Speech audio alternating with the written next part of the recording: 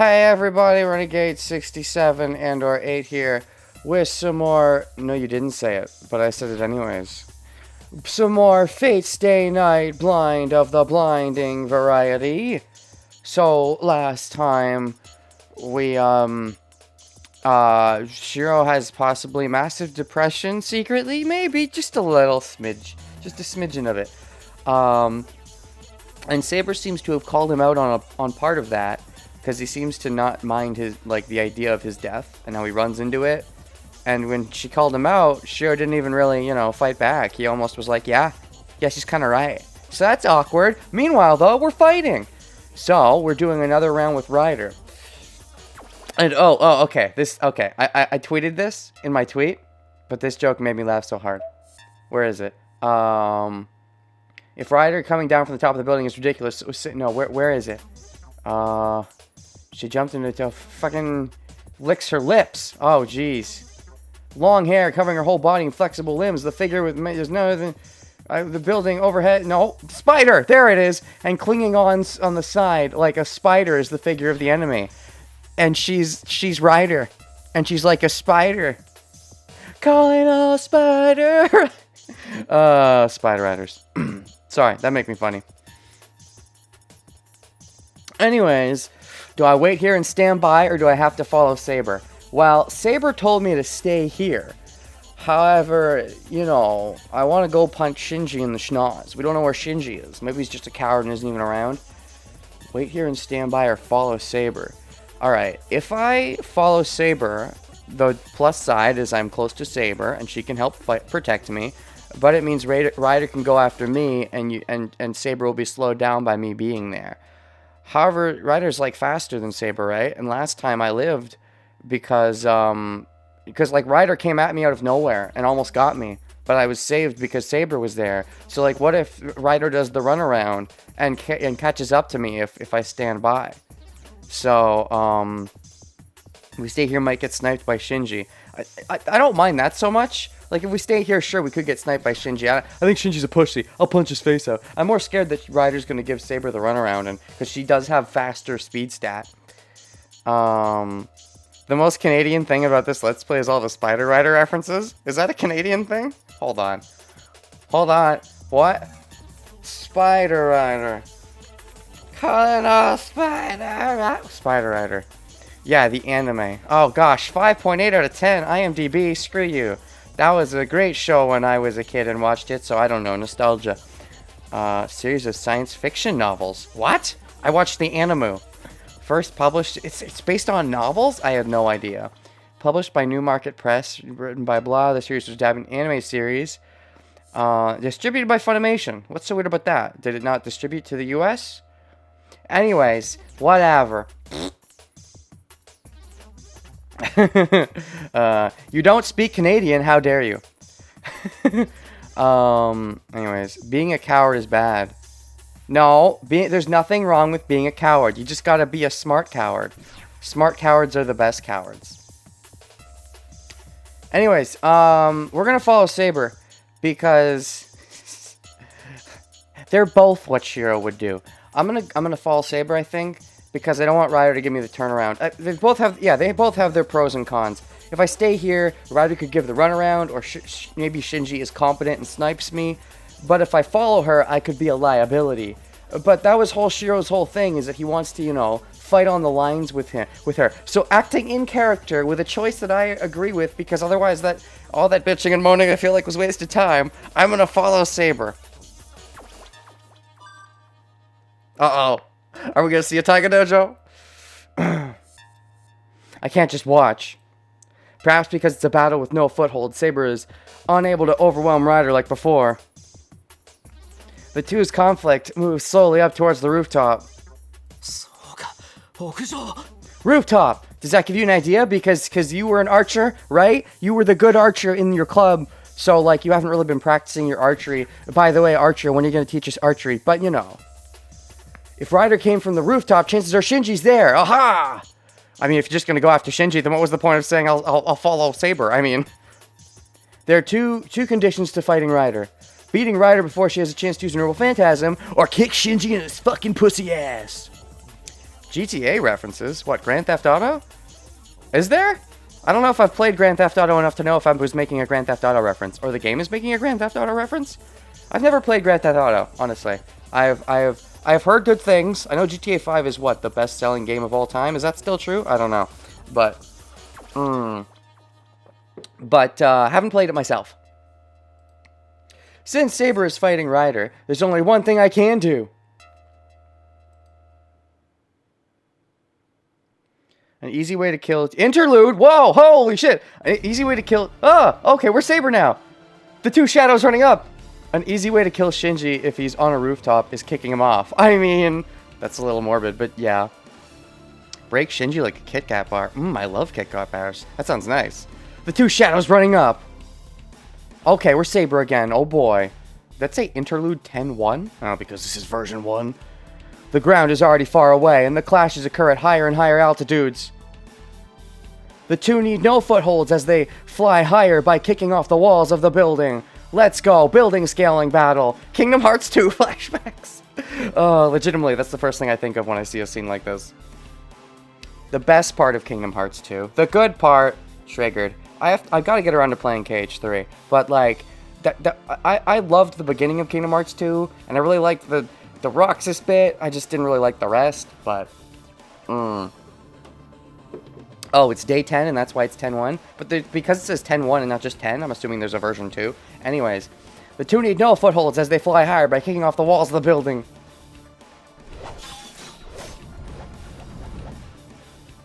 In the process, I have no idea how many days there are, so I have no idea what kind of a big deal day 10 is.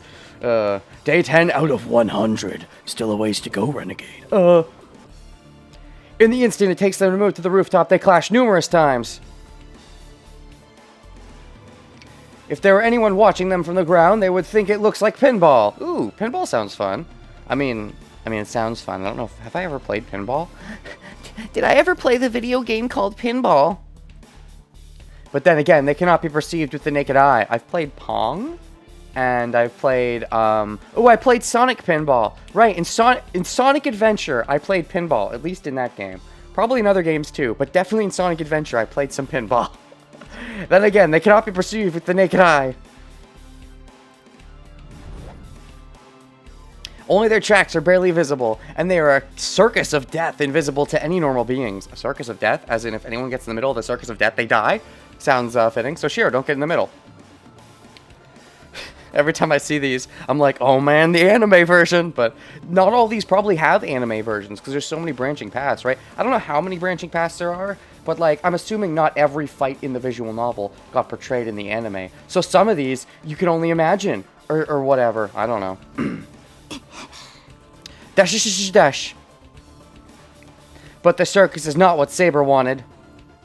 Even if she is a servant, she cannot fly through the sky. And she's not super good at, you know, stealthily moving across the building like an assassin. Or, you know, she's riding the building. Frickin' Rider. What a bullshit name. Anyway, she cannot fly through the sky. Oh, Rider is riding the air, which just means flying. She can run up a wall, but that's it. So parkour, but no, you know, she can't stand. Or worse, you have to read the manga for the fight. Manga? What manga? Are you screwing with me? I'm sure there's a manga adaptation, but like, why? Why would you? I mean, wait, no. Sorry, manga would still have pictures, so... But you wouldn't get to make choices. So manga is just worse visual novel, what? And also no music! There's no difference from Free Fall. This is no different from Free Fall. It's just the difference between... Well, okay, the manga would probably have more images, to be fair. It would have more images than the visual novel, even if the visual novel is visual. But, like, no music and no choices sounds bad, man. This is no different from Free Fall. It's just the difference between rising until she loses her speed rather than falling. The expression falling into the sky isn't that far off. The VN came out in 2004. It'll finally finish being adapted in... Okay, I read part of that. Is that a problem? It'll finish being adapted? I mean, I don't know. I know there's constantly new Fate adaptations coming out, but whatever. It's just the difference between rising until she loses her speed rather than falling. The expression falling into the sky isn't that far off. Since she has started, she has to continue to the final destination of the rooftop. Final destination? Fox only, let's go. Females only. If she takes any blows from her opponent in the process, she'll just fall miserably to the ground. But, demo, Shikashiwa. Those rules do not apply to the opponent Saber has to defeat. This was supposed to be an easy fight for Saber, but fighting while riding the wall of the building might make it more tricky. Which means Ryder and or Shinji is smart about this fight, realizing that they're at a disadvantage in a normal, straightforward fight. Good on Ryder in that case. Nice. Although when they get to the rooftop, wouldn't Ryder be at a disadvantage? Because that would just be a plain fight at that point. You just don't want me getting any hints for the structure of the VN? Don't worry, man. Hints averted, I think. But yeah, but be careful about spoilers and all that stuff. The expression falling in the sky isn't that far off. Since she just started, she's continued to Final Destination. It's good that he's paranoid, though. I'll say this. I'm glad Wise is paranoid. I'm usually pretty paranoid about spoilers. So it's good because if he was too lax about it, something could get through that I really didn't want. So if he goes overboard and, deletes some comments that maybe I wouldn't have minded, I think that's better than him being too lax and me seeing comments that I would mind, if that makes sense. It's better to lock up people that are innocent than to let guilty men run free. What? Is that my ruling system? Oh, no. Those rules do not apply to the opponent Saber has to defeat. But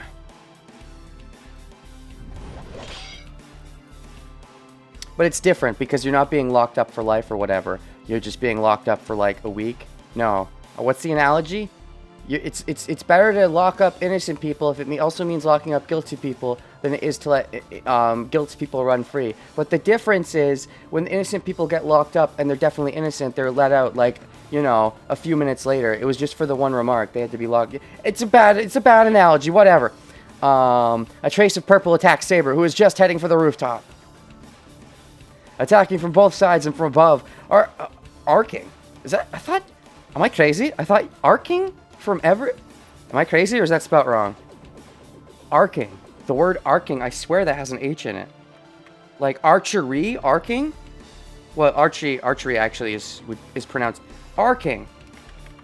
Is that the correct spelling of the word? It is? What? That's crazy. Isn't it arcing? Hold on, what happens if I try to put an H in there? Arch. Have the curved shape of an arch. It's still arcing, though. Like, it's arching? I don't know. What is the difference between arc and arc? Yes, please. Arc versus arc. An arc is a curved shape or the current path of a moving object. An arc is part of a circle's circumference. That's a little confusing. Anyways... A trace of purple attacks Saber, who is just heading for the rooftop, attacking from both sides and from above. Attacking from both sides and from above, arcing from every direction. I swear that should be arcing with an H, but whatever. Ryder is not bound by gravity. Cheater! What cheat codes did you turn on? Her long hair sways like a comet's tail, and her figure is like a snake encircling a tree. Hashtag long hair is bad for fighting. Saber having your hair tied up like that is good for fighting like this. Your long hair, it's the kind of thing where you would trip on it, but maybe because of the way you ride so seamlessly, your hair is just, it gets out of the way while you ride, like you're riding with the wind, and the hair is just moved effortlessly, even though it really should be getting in the way of you fighting. But also, this is my first time really getting a good look at how long her fucking hair is. Holy shit, that's long. That's longer than her body. That's some long fucking hair. Anyways. Her long hair sways like still figures like a snake encircling a tree. Ellipses! Exclamation point. Saber's feet touch the building. Tilting her body to the side, she kicks off the building to head around to its side. Ta-ta! Saber's path that had headed directly towards the rooftop changes direction perpendicularly. That's a math word. I forget what it means, though. It's perpendicular. Whatever, who cares? It goes in a direction. It doesn't really matter which direction it went. The flowing attacks go away. Sure, that's all that matters. It doesn't matter the word that's used. All that matters is the feeling evoked. Ryder cannot match Saber in instantaneous bursts. Exactly. Saber's winning now? But Ryder's winning because she can easily move around the... So it's a nice level playing field. Good on Ryder for setting this up. It was a nice trap because she threw the dagger at Shiro, but that was maybe just there... Well, I mean, if it killed Shiro, then that's great. But if not, then it might have been just there to provoke Saber into coming up into the roof to give Ryder an edge in the fight, whereas otherwise she'd probably lose. So good on Ryder, good strategy. But Saber running into it makes sense too, because, I mean, you know, it's in character. Maybe the smarter thing to do would have been to not follow up to the roof, but, like, I mean, if, you know, we want to track her down. Saber is more about, you know, get in and do it, as opposed to stay back and give Ryder a chance to attack again from some other hiding place. So it makes sense. Saber shakes Ryder off with one kick, and reaching the side of the building, kicks upward again. Up to the rooftop this time. If Ryder's a snake wrapped around the building, Saber is almost an exploding firework.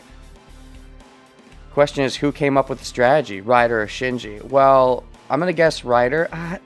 I think Shinji is smarter. Well, I don't know if Shinji is smarter than Ryder. I think Shinji is smart, but also bad under pressure, because he seemed to be really bad when Shiro actually got the drop on him, and I think Shinji would still be shaken and not have fully recovered yet. So my assumption is this would be a Ryder plan, but I could go both ways. The longer we wait, the more chance Ryder can just, well, I mean, I don't know. We don't know, like, it's hard to know how often Ryder can give her, like, noble phantasm final Kamehameha attack. Like, how often can she do that? How much energy does that take out of her?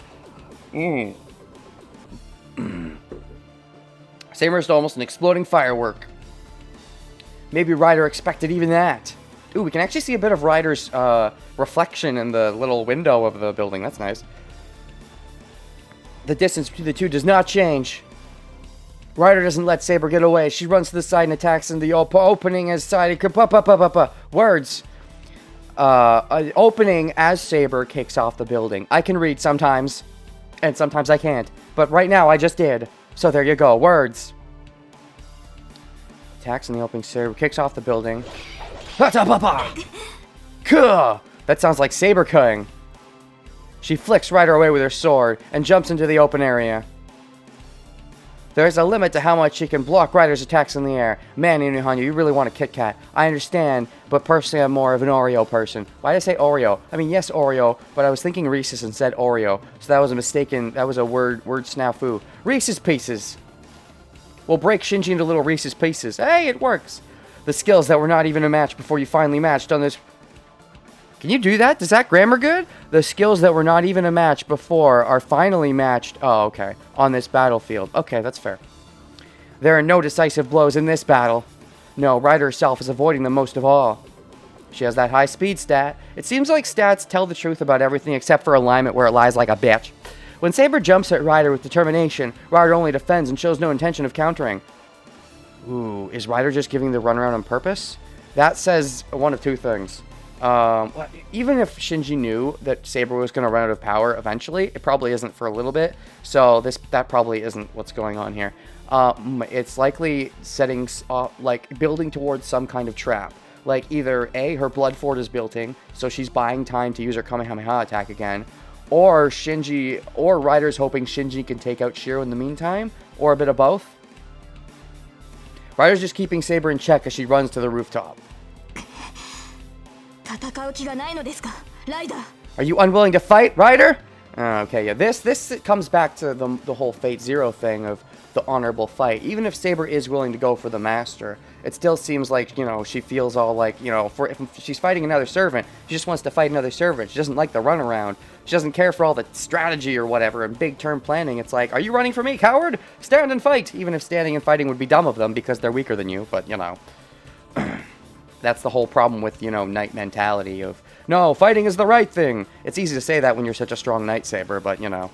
That's also the thing against Berserkers. Like, how are you going to take down Berserker if you think fighting is the right thing and you're just not going to win against Berserker like that? Something. I mean, I guess you're willing to do teamwork with Archer to take down Berserker, but, like, you know, it's just something to think about.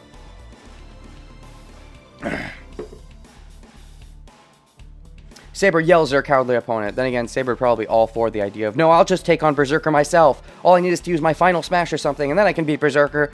I mean, she seems like that kind of, you know, headstrong person. And don't get me wrong, she can, for the most part, back it up, just with Berserker, maybe not so much.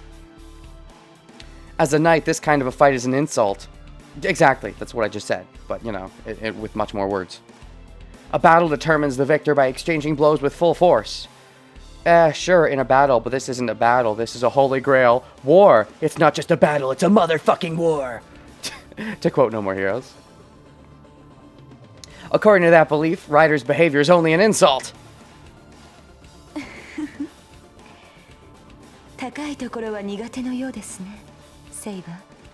It seems you don't like high places, Saber. Ooh. Which is interesting, because metaphorically speaking, Saber was in a high place in her life, being a king and all that, some such, as they say. Ryder only replies in a cool voice. I like Ryder. She's a nice bad girl. But, like, she's not supposed to be. Alignment says good, but it's a load of shit. She's a bad girl. Which I like her more for. Because I like bad girls. I'm sorry. I'm not sorry. As she says, Saber is inexperienced in air battles. One could say tonight is the first time she's engaged in such a battle. After all, a knight runs on the ground, not on the building. They're not the type to stick to walls like the woman in front of Saber. Like the woman. Not woman, but whatever. I mean...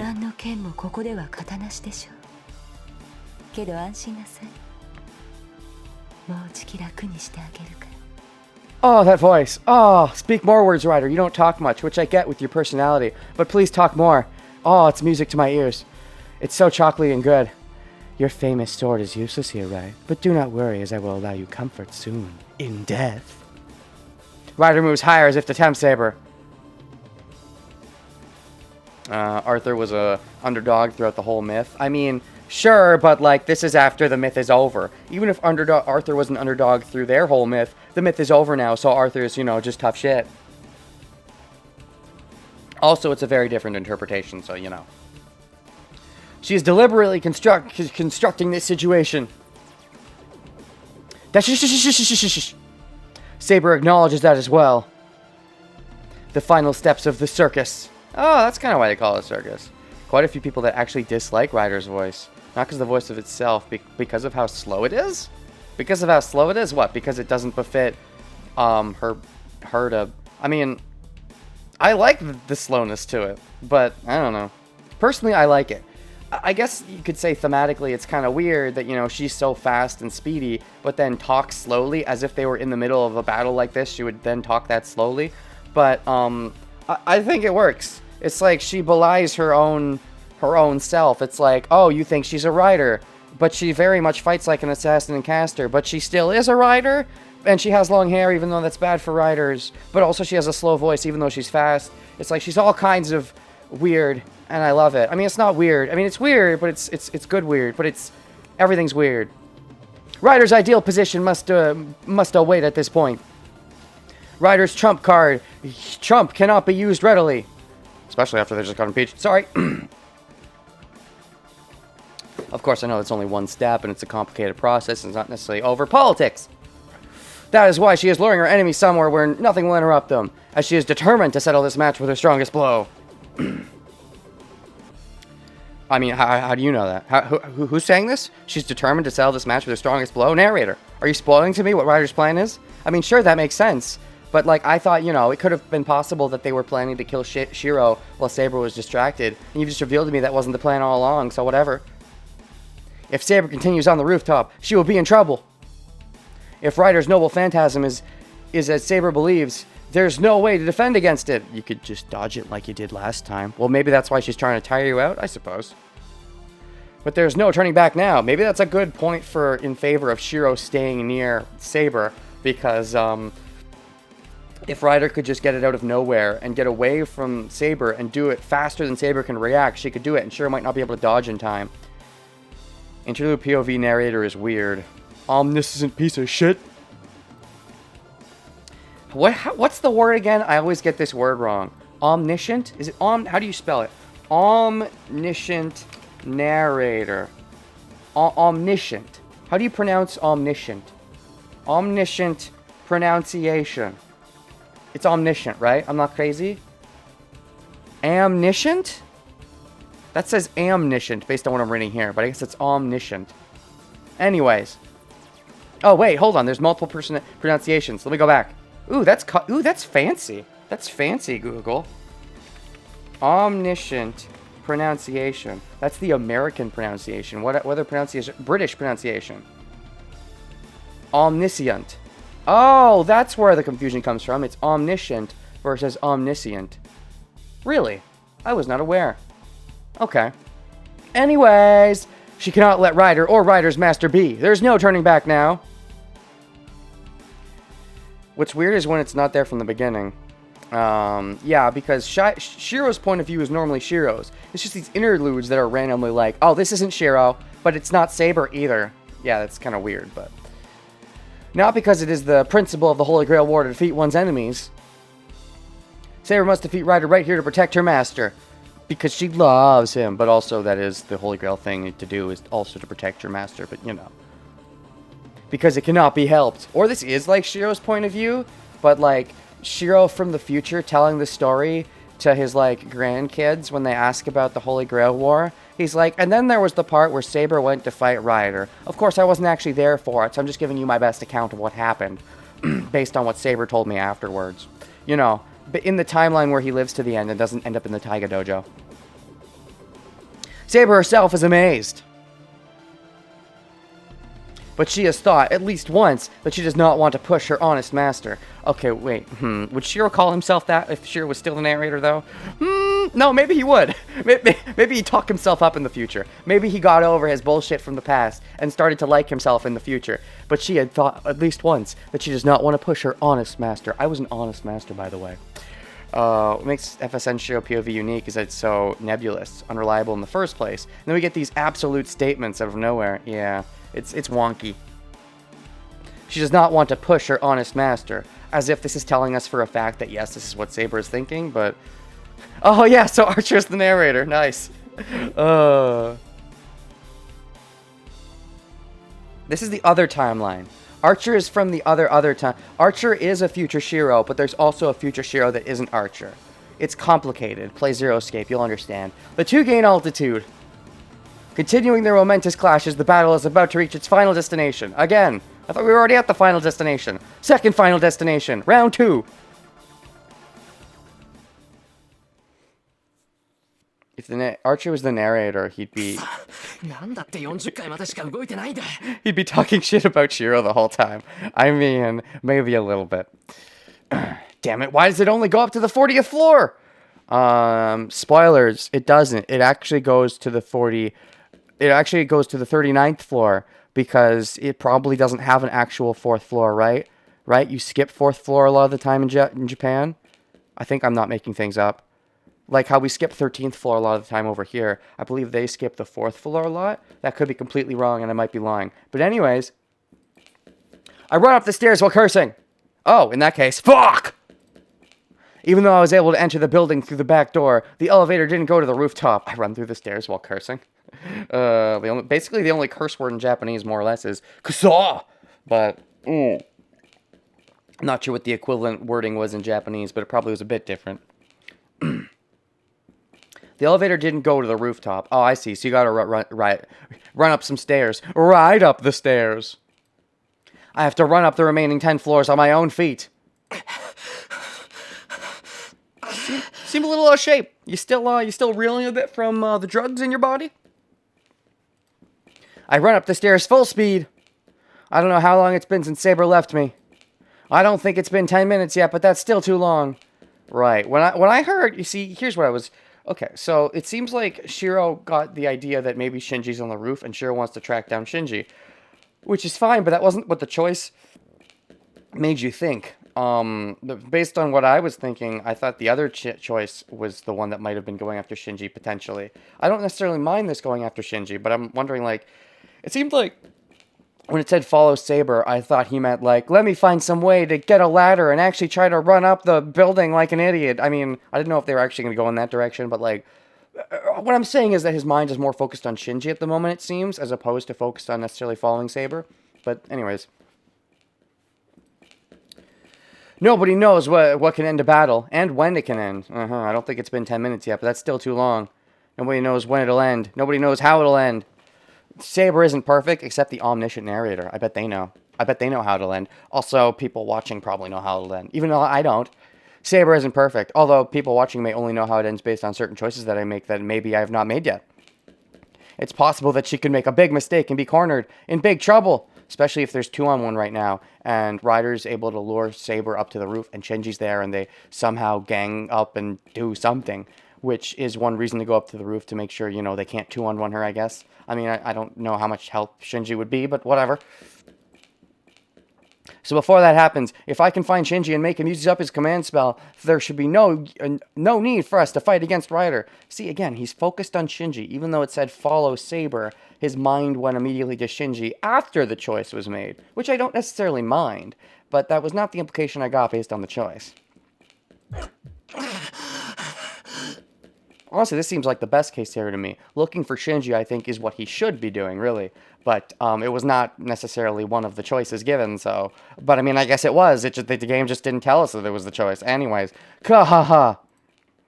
My convalescent body aches the more I run up the stairs. My convalescent. That's a confusing word. Running around the building and up the stairs has run me out of breath. I don't slow down, but rather speed up. All that built-up anger throughout the years is flooding his system. Yup, it's time to kick Shinji right in his teeth. I have a bad feeling. I don't have a bad feeling. That's a narrative red flag. I don't know why I feel it, but my heart is in pain. Oh, does this mean you protected a Taiga dojo in this pathway? Did you make the wrong choice? It's not a pain in my body, just something that tells me of danger. Saber cannot win.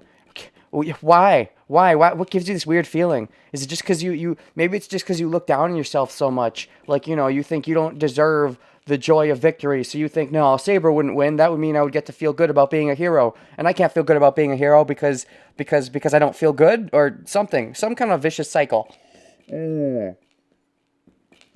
Or it's just, you know, Esper shit. Or his psychic magical Wolverine shit because he's actually secretly magic. And so maybe one of his secret magic powers is sensing weird sixth sense things.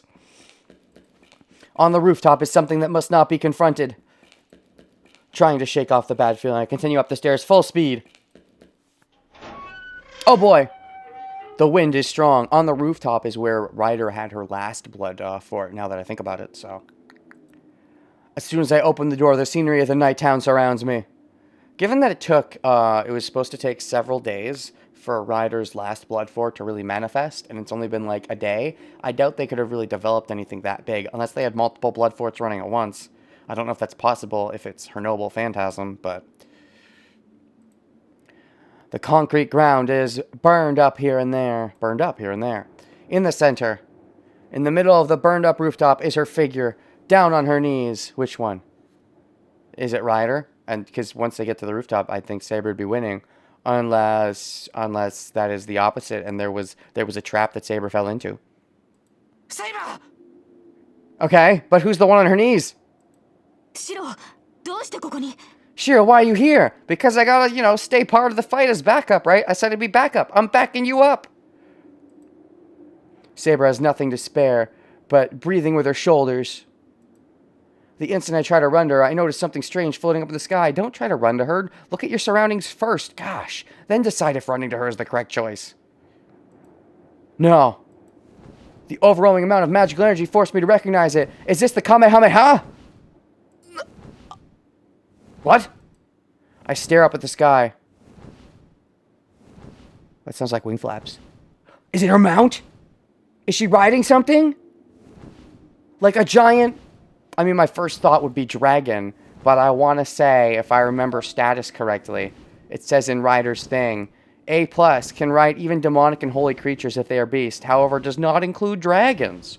So my first instinct was, is she riding a dragon? That's awesome. No wonder we haven't seen it. She can't really show a dragon in public. It's hard to... But, like, no, it can't be a dragon. So maybe it's some kind of demon.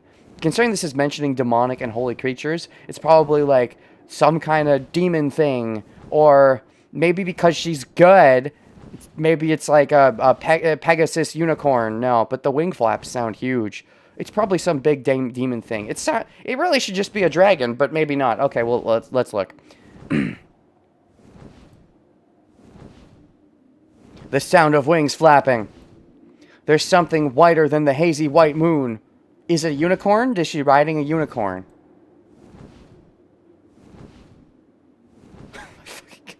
She's riding a fucking Pegasus unicorn thing.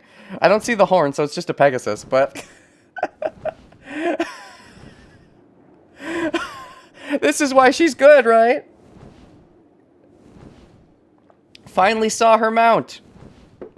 I didn't think her mount was going to be built up this long. But, okay. She's riding a Pegasus in that case. A winged horsey. That's cute. And very, very easy to notice. Because it's so bright and very easy to notice.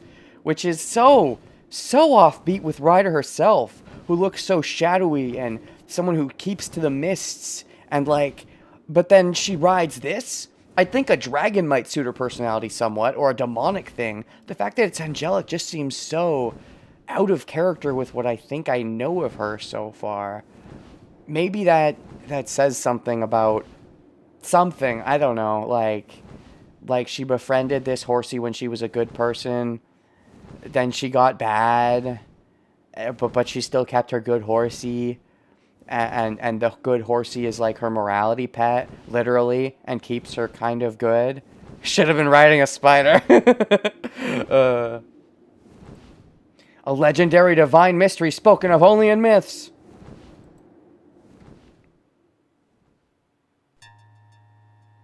The last unicorn. Never saw it. Status screen updated. And the instant Saber reaches the rooftop. Well, oh boy. Is it talk about her unicorn? Chaotic good. Details. Nope. Skills. Divinity. E-. She has some divinity, but it has mostly degenerated. Divinity decreases as the hero's rank as a devil or demonic beast increases. Wait. She has some divinity, but it has mostly... Divinity decreases as the hero's rank as a devil or demonic beast increases. Oh, so she is somewhat devilish. Interesting. And that's the only skill we know of. Okay. So that gives away that... That's weird. It's like, only once we see the thing that would make us think that she's divine, do they say that, oh yeah, she's regressed from her divinity somewhat. But still good alignment.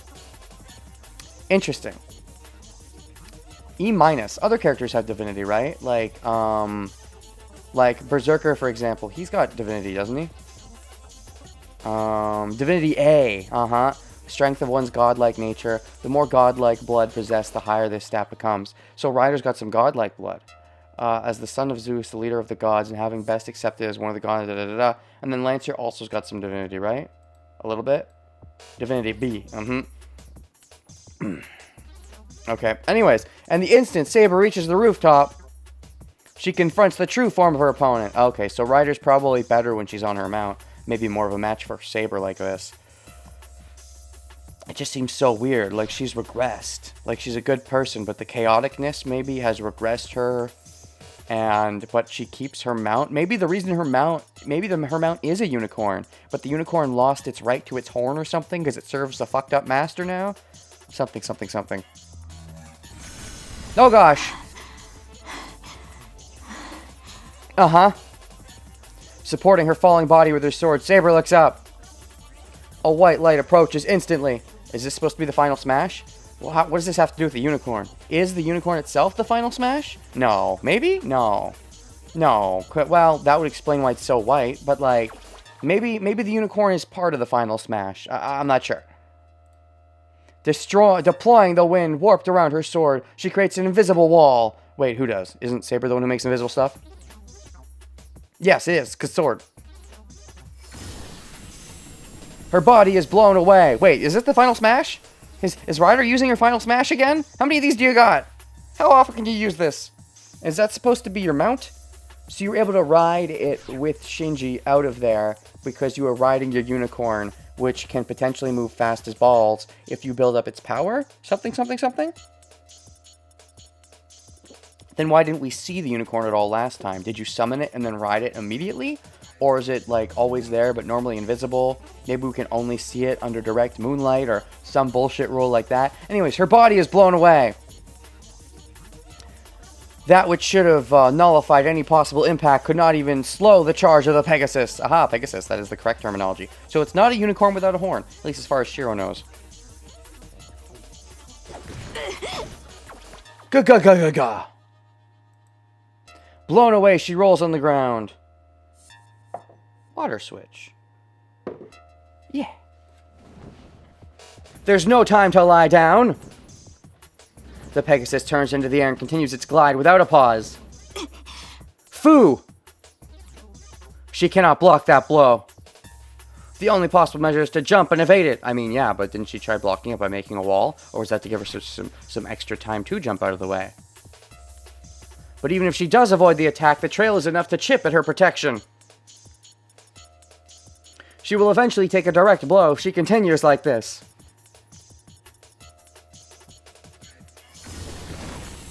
Ba-bam!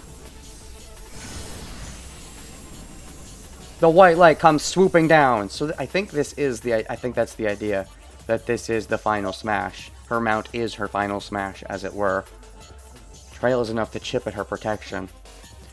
Shiro had the face to the ground, and Saber did say that she was too focused on protecting Shiro to properly see what it was. I suppose that's fair.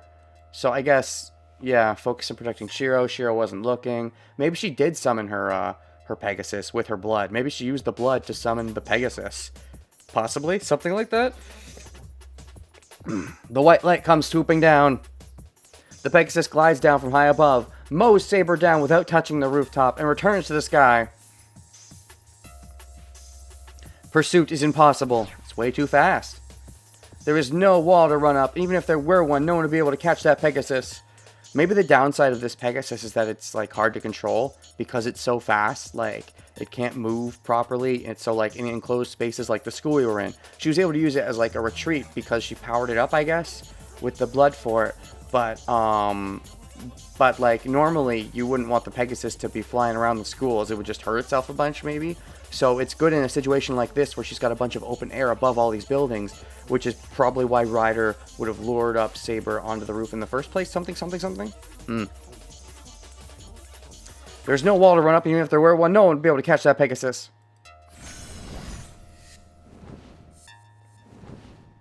Oh boy, that's a recycled image. I remember that from when she was straining against Berserker. Or was it when she was straining against Assassin? Or both? Recycled over recycled? In that inferior position, Saber awaits a chance to counter. Even if it is a Pegasus, if it's alive, it can be killed. I mean, sure, but you're going to have to be super fast at killing it. Assassin might be good at this, because Assassin was all like, yes, I tried to slice one way, and they dodged, so I sliced another way, and sliced a third way at the same time, to block all their escapes. If Saber learned anything from that at all, maybe she could take this thing down. The only chance of victory Saber has left is for Ryder to make a mistake with the Pegasus' brains. 驚きました。見かけによらず頑丈ですね。あなたは。I'm surprised. You're tougher than you look. What, did you think that she's tougher than she looks, judging books by the cover? Didn't you get the impression last time that Saber was super strong? Or maybe you figured that she's only strong, like that's as strong as she was, but you actually have your mount to fall back on, and that makes you much better, which means you're actually much better than Saber, and so you're, okay, I suppose. A voice from above. Wouldn't you expect Saber to be the best? Haven't you been looking at the records of the previous Grail Awards? You know Saber's like always the best, right? Saber looks up, holding her sword ready. Bum bum bum bum. ですが、それに意味はありますか？あなたには勝ち目などない。散るしかないのなら、潔く消えなさい。But is there any meaning in that? You have no chance of victory. If you're just going to disappear with grace. I mean, a knight believes in disappearing with grace, but their version of grace is dying proudly on the battlefield, giving it their all, generally. You know, not running like a coward or anything, and you do seem to want me to die. But you clearly have different, you know, stances on the matter, because your idea of dying with grace is, don't look so ugly when you die, like, just, you know, give in, be happy, let it happen, just give up. But, you know, knights aren't the giving up type of person, generally. A knight would generally give it their all to at least make some ground gain for their general or whatever, even if they die in the process. Whereas you seem to be more along the lines of thinking that's dirty and grody. And also, the whole you have no chance of victory, Underestimating will be your downfall, something, something, something. And where's Shinji all this? Probably not even here. Probably just letting Ryder handle it now that Ryder maybe got a chance to show herself. Maybe Shinji, for some reason, was controlling. Maybe Ryder was not disobeying Shinji for a while because she was forced to obey for some circumstance, but that circumstance ended with the stopping blood fort, or she was just letting Shinji do his thing to see how good, competent Shinji was, but now that she saw he's maybe not that great, that she's going to take matters into her own hands, something, something, something.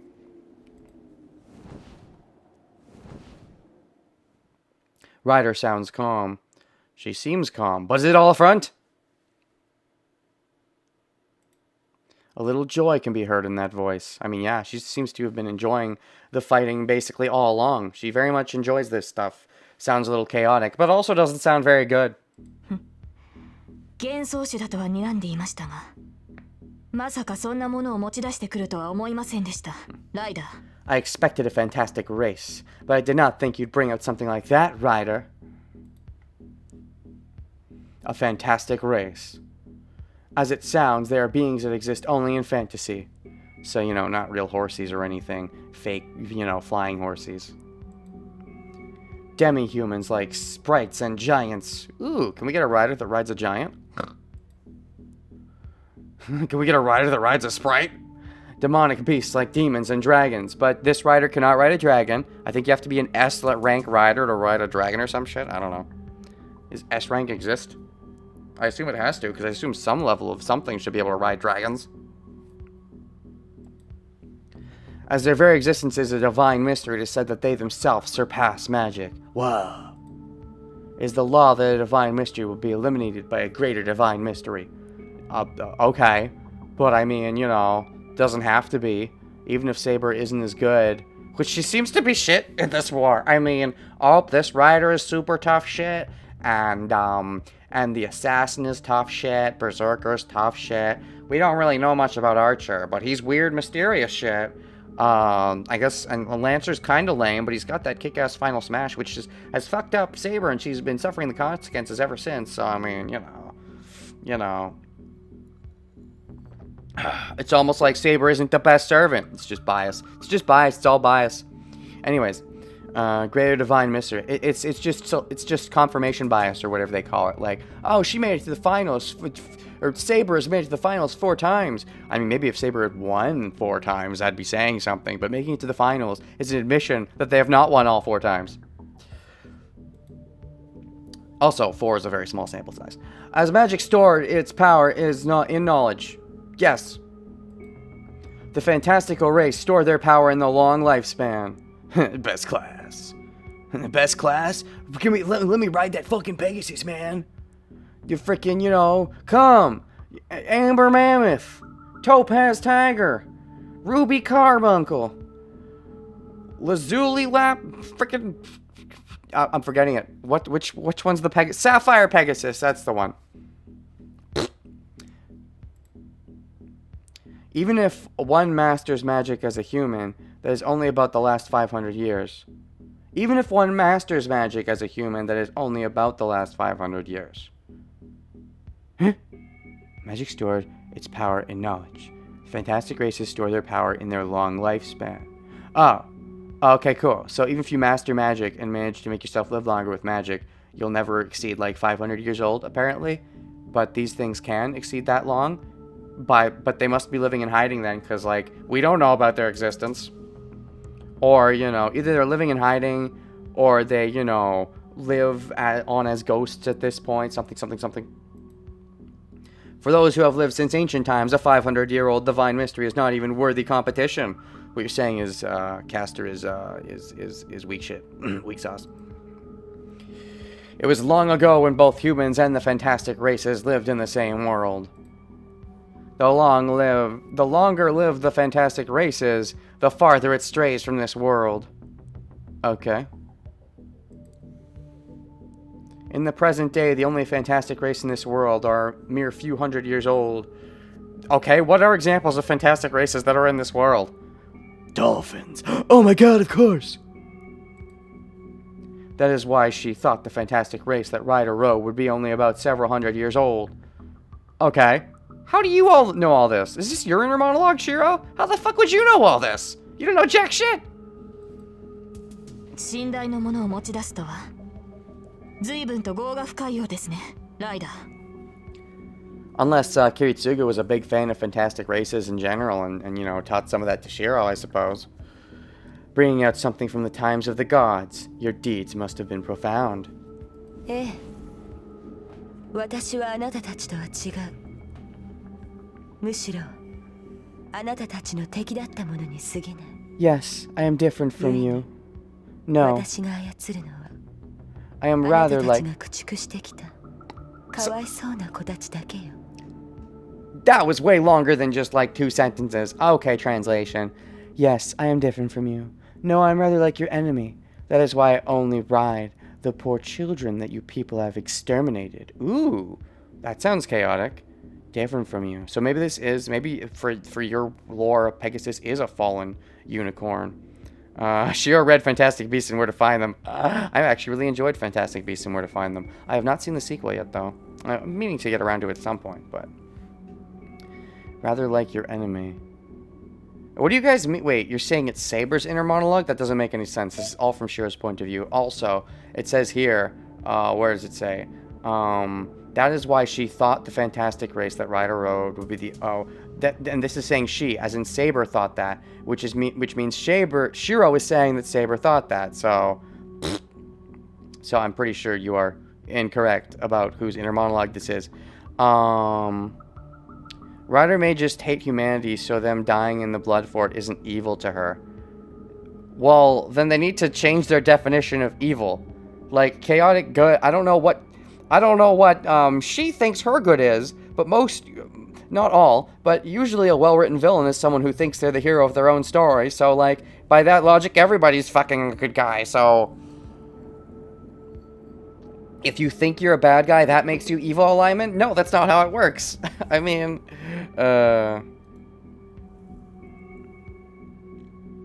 Anyways. Yes, I am different from you. No, I am rather like your enemy. That is why I only ride the poor children that your people have exterminated. Okay, so you don't like humans. You think humanity is just evil. All of them are evil. And so you take on the endangered species. Okay, so you like animals.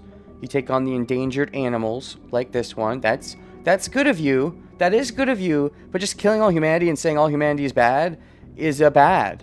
That's a very bad. No, we're not in the interlude. The interlude's over. We're still in Shiro's point of view. The interlude ended. Were you guys not paying attention? The interlude very clearly ended. We're definitely in Shiro's point of view. But anyways. なるほど。歪んでいるとは思いましたが、英霊ではなく悪鬼の類でしたか、あなたは。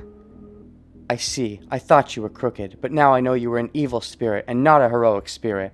So, yeah, but she was a hero in certain evil myths. So how is she fucking good alignment? It's a load of bullshit. No, this is not an interlude. Are you guys crazy? This is not an interlude. Hold on, I'm gonna go back. This is not an interlude. It's still Shiro's point of view. Because you guys are driving me crazy. It said interlude out. It didn't go back in. The wind is strong. This was Shiro. It never stopped being Shiro. Trying to shake off the bad feeling. I continue up to full speed. Blah, blah, blah. Still Shiro. Still Shiro. Still Shiro. There's no... It doesn't go back into the... It's all Shiro. It's never went back to being interlude. Anyways. I thought you were crooked, but now I know you were an evil spirit, not a heroic spirit. Brah, brah, brah. せいぜい呪いなさい。あなたでは私の子に触れることさえできないのだから。Curse me all you want. You cannot even touch my boy. Okay.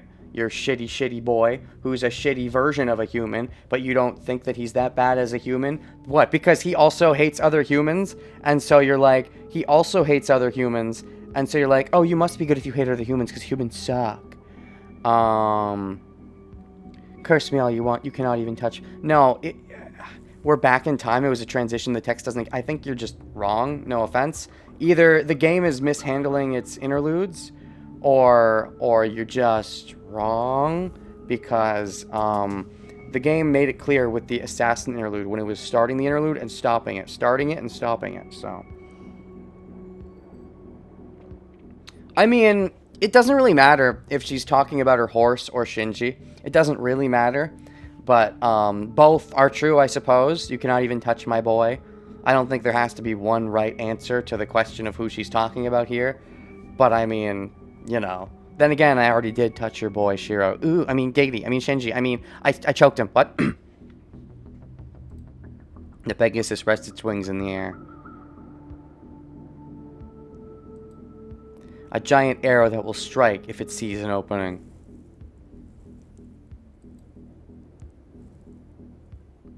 Dash, dash, dash, dash. Saber ponders, glaring at it. So what's the play here? What's the plan? Hopefully it's not some shonen bullshit, because, I mean, where's Shinji? Should I be looking for Shinji? Because, like, it seems like she's just at a huge advantage. She's being a bit smug about it and starting to annoy me, honestly. I didn't think like people like her got super smug, but, I mean, I knew she enjoyed the fighting. But the smug? That's the last straw. Yes, she's in a really good position, but maybe she's playing up her good position so we don't try to look for her openings that do exist. Because everyone's got some kind of weakness. The question is, what's hers? Saber, you got any thoughts? Because I really don't know. Short of finding Shinji and kicking him in the gonads. Pegasus itself is not a strong, fantastic race. Well, this one seems fucking strong. Oh, maybe that's why Saber's thinking. Maybe that she is thinking of a play. Like, ooh, maybe it's all a trick or something. Like Ryder is putting on a front. A normal Pegasus will only grow to the class of a demonic beast. Of the fantastical race. Fantastical beast, of course. I wasn't even putting the connection together, but yeah. A normal Pegasus. You know, an ordinary Pegasus. Not the fancy Pegasuses, but an ordinary flying horse. Only grow to the class of a demonic beast. Okay, and this is bigger than a demonic beast? If that is the case, is an opponent defeatable just with her invisible air? Okay, as long as you can strike fast enough to take ooh, sorry. Coughing. Oh. Oops. Oh, what is that? Oh, excuse me. Oh.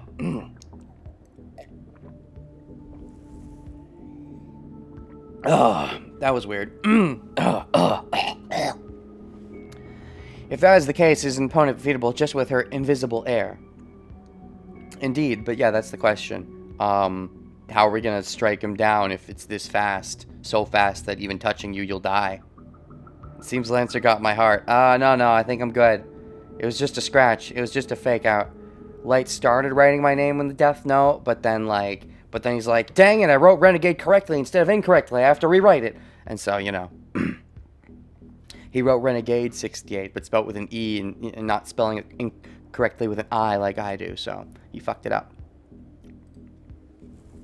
But that thing is different. As that Pegasus has existed from the time of the gods, it has grown to the level of the fantastic beasts. And where to find them? That Pegasus is nearing the level of the dragon race. That's crazy, though. You can't ride dragons. It says so in the status. Considered to be the strongest of the fantastic races. No, its defense is already at the level of the dragon race. Its defenses? You mean its offenses? I mean, maybe it's defense in the sense that it's, like, good at really running really fast. But it's also super offensive because it's the light laser thing that kills you.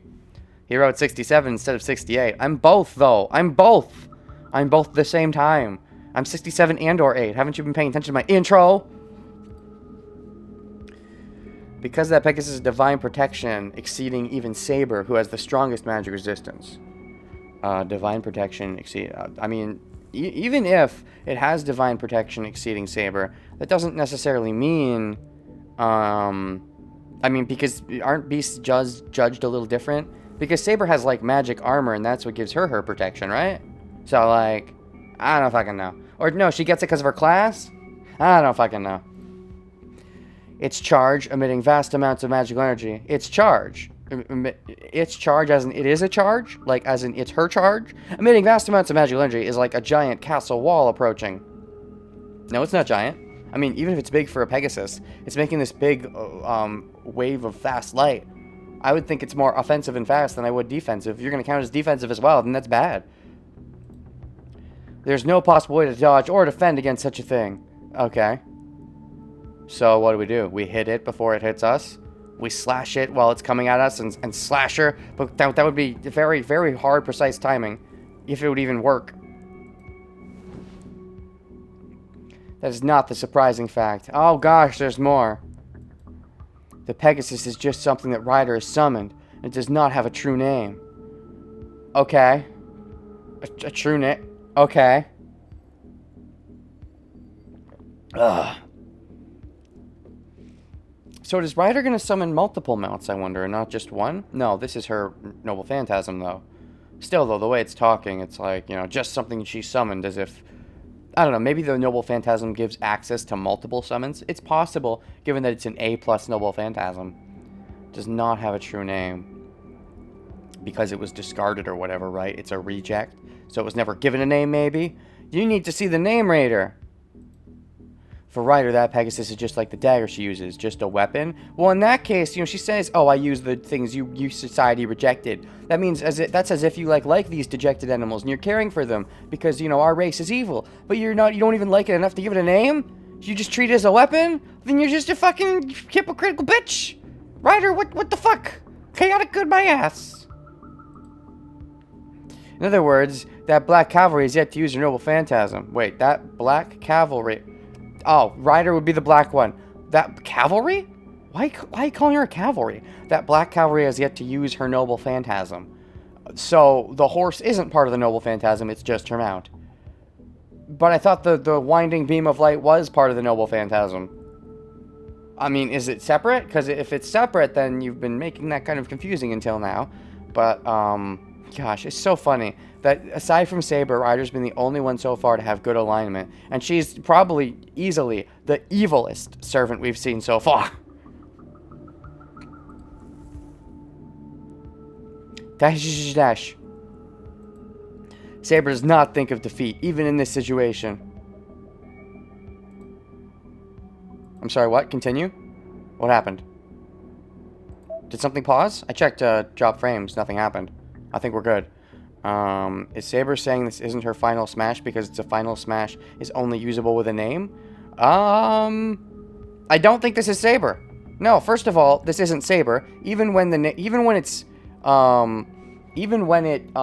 goes into paralog or whatever, even when it interludes, which I don't think there's any reason to think this is an interlude. For example, Saber does not think of defeat even in this situation. Clearly, it's not Saber. But second of all, even in interludes, Saber doesn't really talk that way. I mean, it's not Saber talking as far as we know, but whatever. Saber does not think of defeat even in this situation. I guess we're just going to agree to disagree. Some people in chat seem to think it's an interlude. Personally, I have been given no reason to think it's an interlude. I just think Shiro has all this knowledge because he's been reading the status screen and no one else has. So he's like the super wisest.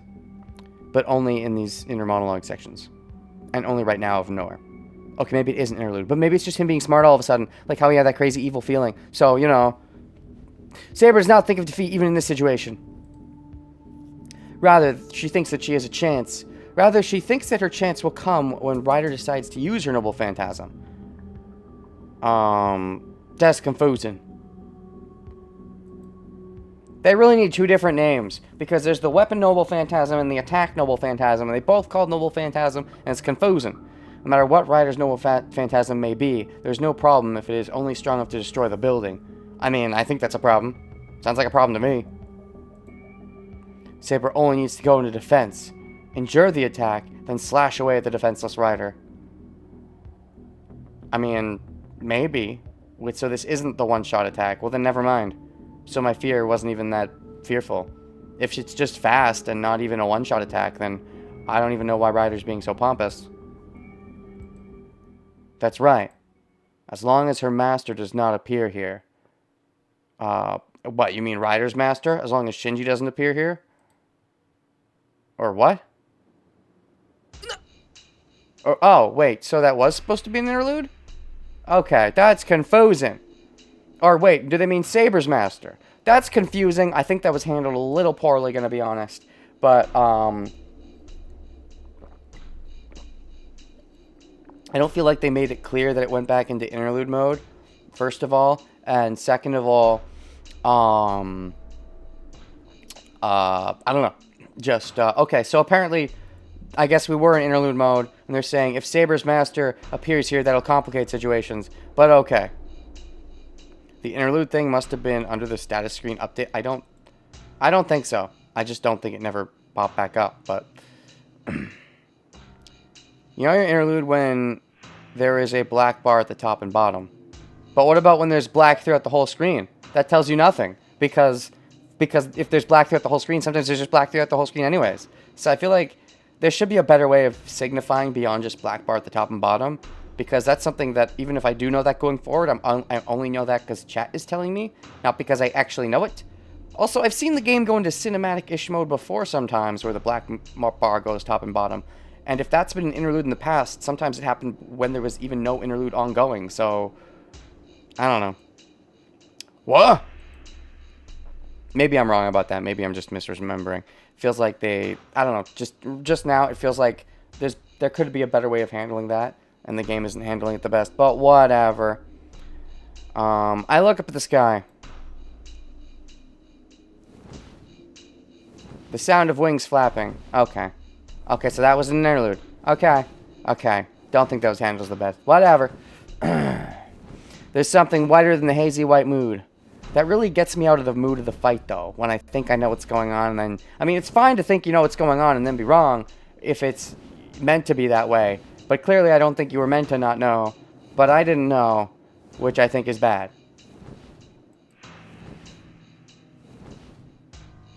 It is a legendary divine mystery spoken of only in myths. Yes, we were just over that in the interlude, so what's the point of all that interlude if you're just going to say it as soon as you get up here anyways?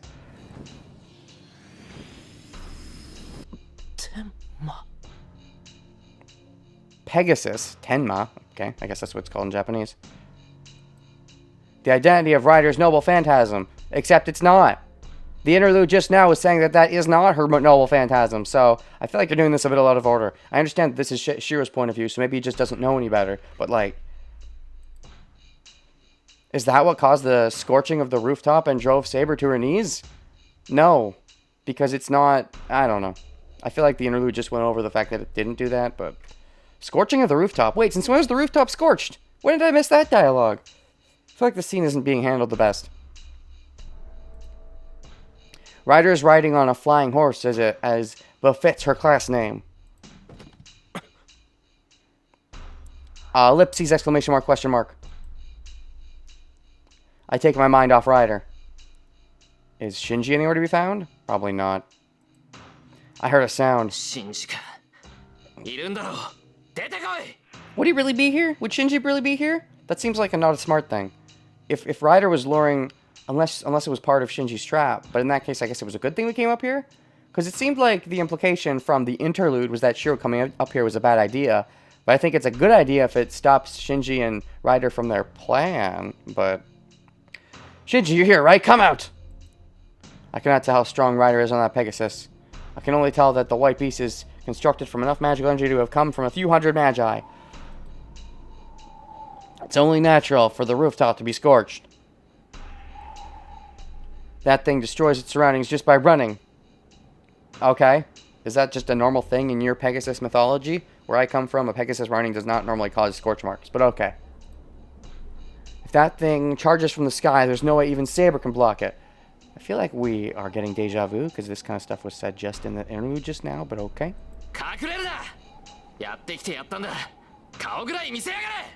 Don't hide, I came here, so at least show yourself! I'm racing against time here. Against time for what? What time are you racing against exactly? Your bedtime? Not really sure what you mean by racing against time. The blood fort? I suppose. We don't even know, like, it should take a long time, right? Based on the fact that the one with the school took several days. I assume it'll be at least a couple days before this one can do anything much. Unless I'm misunderstanding. Or Shiro is just assuming me... Like, if Shiro is assuming... If there's any race against time, if we're assuming it's been, you know, it's been at it for a while, or that it can go much faster than we were being led to believe before, then there's no reason to think, you know, it's not already finished. So, I don't know. I have to defeat Shinji and eliminate Ryder. Defeat. Still not using the word kill. Well, of course, because he wants to take his crests away and not actually kill him, but I feel like he's going to cross that border sooner or later.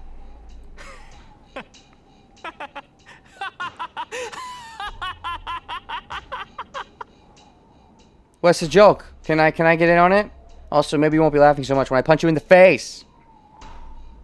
Heroes don't kill, Rennie. Yes, they do. Heroes can kill. I mean, you're freaking, you know, I mean, look, you know, freaking, you know, it really depends on your definition. And, you know, depends. Maybe he's not a nice hero. Maybe he's an anti-hero. But heroes can still kill. There's no, you know, definitions. I hear laughter. Shinji must be hiding somewhere. Shinji? Oh, well, I guess your point you're making is that if Shiro wants the hero satisfaction of being a hero, then that may involve not killing, and if he kills, he feels like he failed at being the hero. If that was Kiritsugu's idea of being a hero, I suppose that's fair.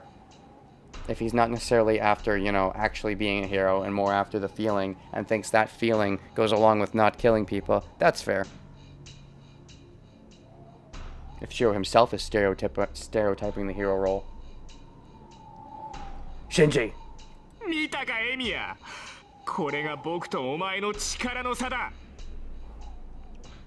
Emiya. This is the difference in our powers.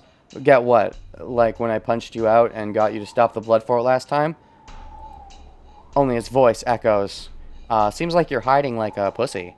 Which, I mean, I guess is the smart thing to do because you got punched out like a pussy last time. Kuh! Also, what difference in our powers? I mean, aside from the interlude, which basically just said, Saber could probably win easily if Shiro wasn't here. Aside from that, I mean, just not much. I mean, I don't know. Just because Ryder has a fancy mount now? I mean, Saber's still got better stats. I read their bios, and if this doesn't even count as their Noble Phantasm, it says the Noble Phantasm is an A+, but the rest of Ryder's stats, except for speed, aren't the best. So, if this doesn't even count as a Noble Phantasm, then C- on your test. Calming my impatient mind, I listened to his laughter. Damn, the wind's strong. I can't tell where the laughter's coming from. You know what I think the problem was? Back with the assassin, when I did the interlude with the assassin fight, Shiro and Saber were in different places. And as soon as Shiro showed up, the interlude, like, they basically stopped happening from what I could tell, unless I missed some interludes there and I wasn't paying attention. But it seemed like, you know, the interludes kept happening, and even if there was no clear indication, you just knew from context because, oh, we're with Saber now, where Shiro's off doing his own thing. And once Shiro showed up, the interludes, I thought, stopped happening, unless I was just fucking wrong. Whereas here, the interlude started happening, but then Shiro showed up, and then the interlude kept happening away from Shiro, even though Shiro showed up. And that just seems like if you're going to do that, you need to format it better to make it clear that the interlude is happening when Shiro is right there. But anyways, I can't tell where the laughter's coming from. 残念だったな。格好をつけて余裕ぶってるからこういう目に遭うんだマヌケ。殺すときはさ、さっさと殺さなきゃダメだって理解できたかい? Too bad. You ended up like this because you were acting so calm and composed, you idiot. I mean, I don't know if you're composed, but you're acting a bit calm. Well, is calm the right word? I mean, you seem composed. You're not composed, but you seem composed. Do you understand now? You have to kill when you can? I mean, sure, you didn't kill me last time, though. You didn't kill me when I showed up to your apartment that one time. I guess you thought Saber was there, or you were still working on your plan or whatever, but I feel like you had a chance and you missed it. But Shinji indeed. You want to die so badly, then fine. Come on, Shiro, just grant that wish. Of course, if you do, you're still going to feel bad, like, oh, that's not the real hero thing. Oh, I failed myself. Even if I killed Shinji and prevented future disasters, I've still failed being the hero. That's why this terrible feeling is here, and not the joy that Kiritsugu had, something. Don't rush. Let him talk. I should be able to determine his location if he keeps talking, unless he's using magic to, like, misdirect you. けど僕は違うよ。お前もあのサーバントもここで終わりだ。何？これでも知らない仲じゃない。But I'm different. You and your servant are done for right here, though. It's not like we're strangers. I don't think we're done here right here, but okay, sure. Yeah, just his gloating is what beat him last time, but at least this time he's gloating while hiding. So that's slightly an improvement. but I can still potentially track his voice. 昨日の借りもあるしさ。せめて苦しまないように一瞬で死んじゃえよ。 There's that thing from yesterday too, so I'll let you die a painless death. Wait, what? You mean when I fucked you up yesterday? Because of that, you're gonna let me die a painless death? Huh? Wouldn't that mean you'd make my death more painful? Huh? I'm confused. Or is it because, or because I let you live and didn't kill you, you're gonna give me the satisfaction of only having a painless death? I would think if anything that would have pissed you off, that whole situation. I mean, yeah, Shiro didn't kill him, but like, you know, he was gonna like chop off his arm or whatever if Ryder didn't interfere, so... I'm surprised Shinji's acting so gracious, as it were.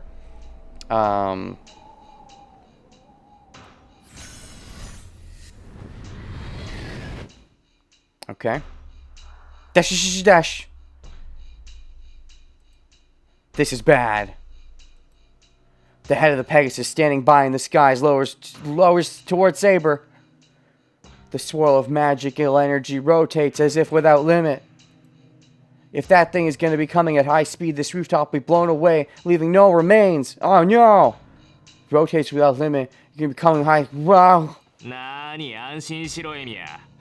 お前に邪魔されたけどさ、学校のバカどももすぐに後を追わせてやるよ。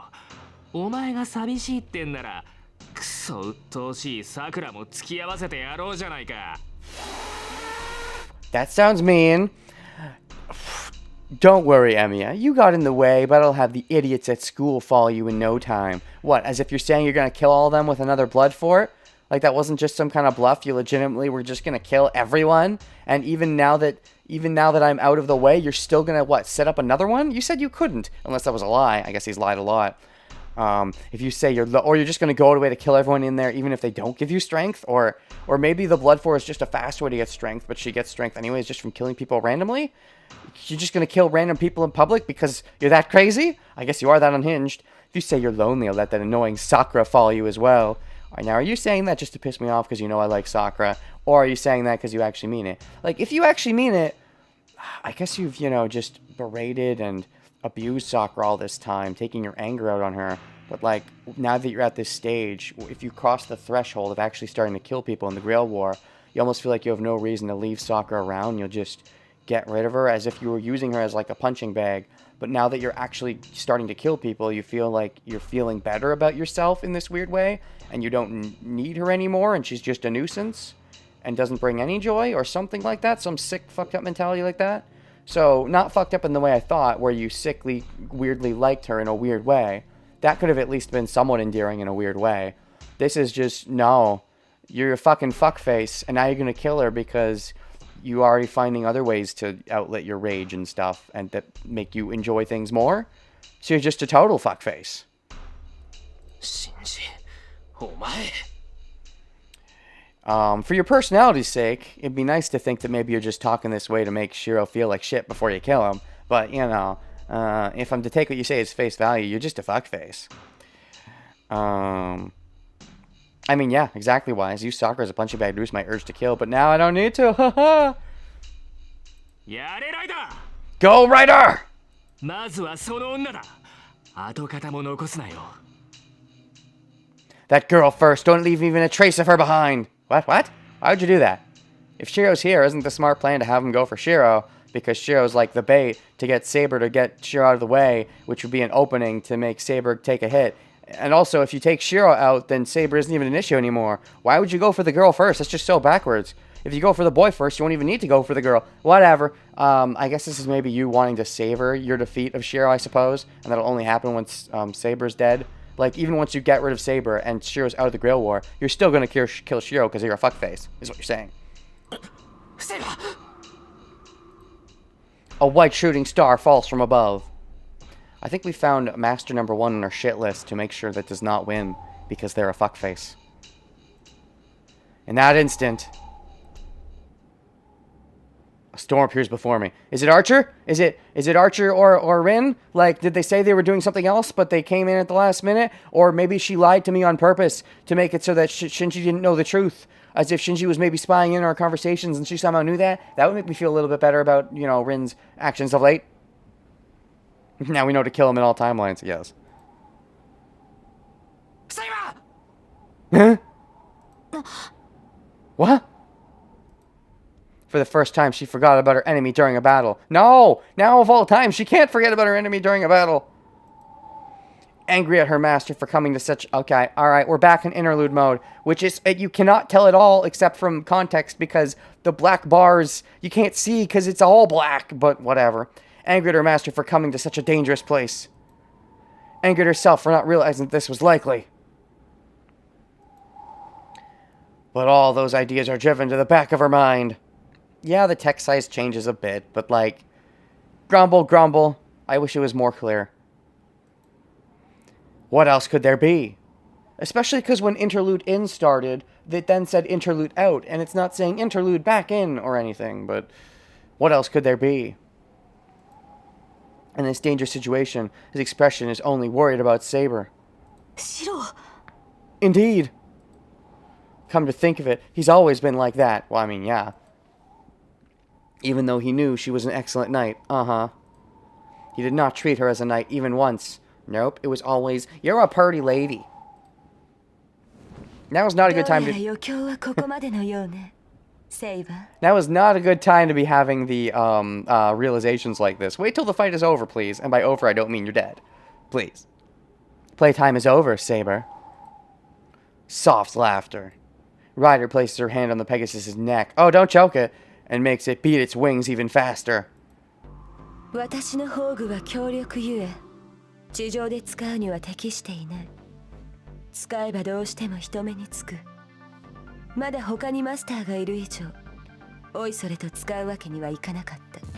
Ooh, what's this song?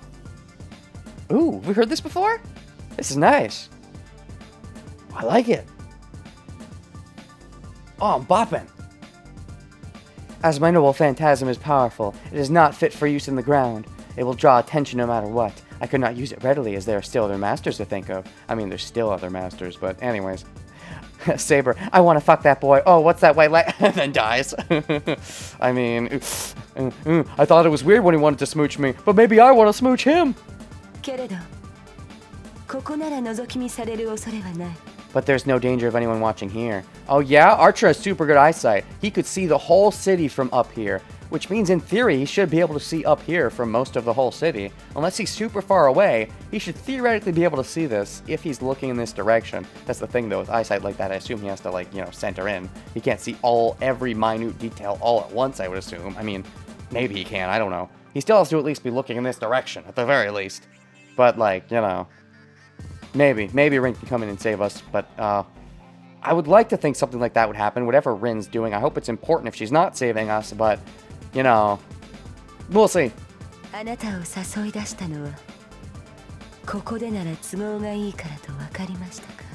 Do you understand that I've led you here because it's convenient?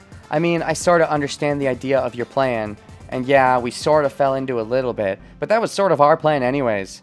Just fall into your plan before you get a chance to get a plan. The unfortunate thing is you already had a plan, but it probably could have been a better plan if we gave you more time, which we didn't.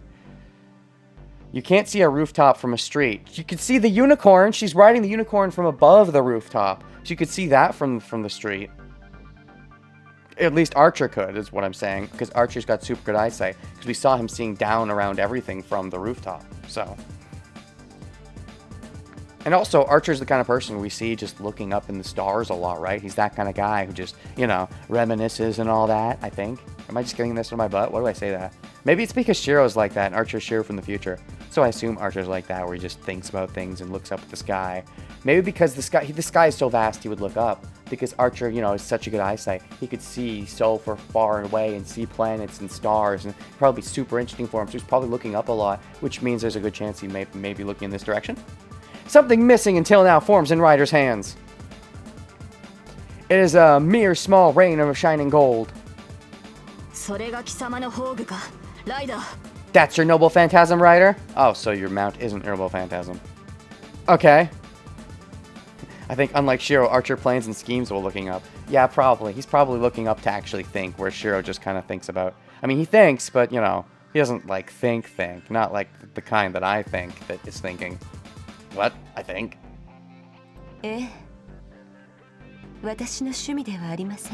Yes, but it's not my taste. What, because you're not normally a writer, and that's why it's not your taste, and so it's weird that you were shoehorned into the writer role? I mean, I don't know. You have a mount, so I don't know. It's not your taste? That's so weird. So this is your noble phantasm. Small rain of shining gold. So this is the thing that makes the blood for, and then can shoot out the laser beams.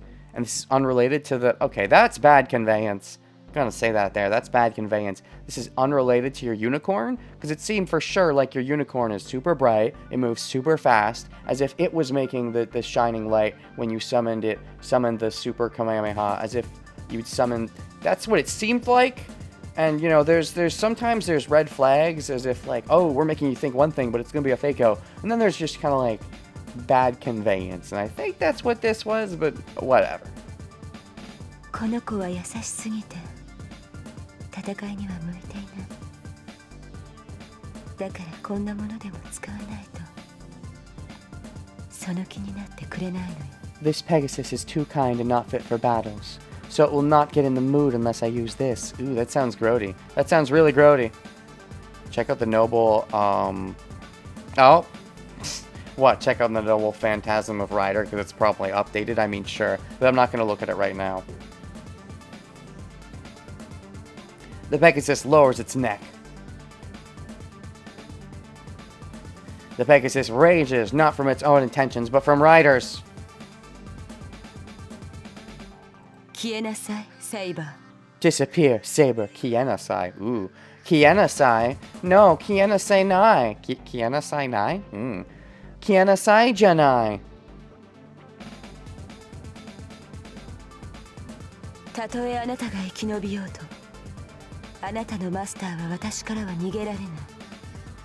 マスターさえ死ねば、頑丈なあなたもそれまででしょう。 Even if you survive, your master will not be able to escape. If your master dies, that is the end even for you, is it not? I mean, okay. This seems kind of dumb. Okay, I'll get to what I mean in a second. I'm not insulting the narrative I'm not insulting the narrative necessarily. I think I'm insulting Rider. The Pegasus lowers its neck. The Pegasus rages, not from its own intentions, from Rider's. So the idea, I think, what I'm getting is that she uses the gold reins. So the horse is part of the noble phantasm. So okay, so it's not bad conveyance. The white light just is an attack, and so the white light is an attack from the horse, but she can only use it with her reins. So she doesn't like it because she likes animals and doesn't like abusing them. Even though she uses this animal as a weapon, maybe she doesn't think things should have names. She thinks things with names are dumb. What is your name? Does Ryder have a name? I'm sure she does, unless she's a name just like our Pegasus. But anyways, maybe she thinks because humans give names and humans are dumb, you shouldn't give names. So she doesn't give names to her creatures if they don't have them to start with. I don't know. Anyways, the reason I think this is kind of dumb is because, like, there's such a big open space for us to possibly run out of the way and avoid this Kamehameha attack.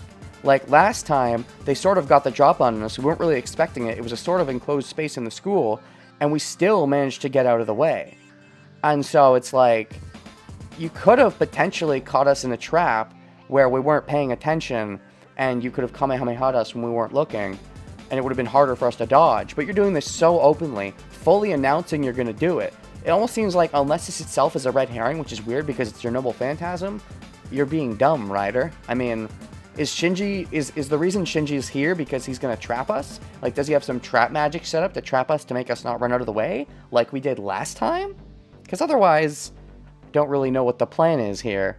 I mean, I don't know why Ryder thinks this is going to go her way and we're just not going to dodge again, is what I'm saying. That is absolutely true.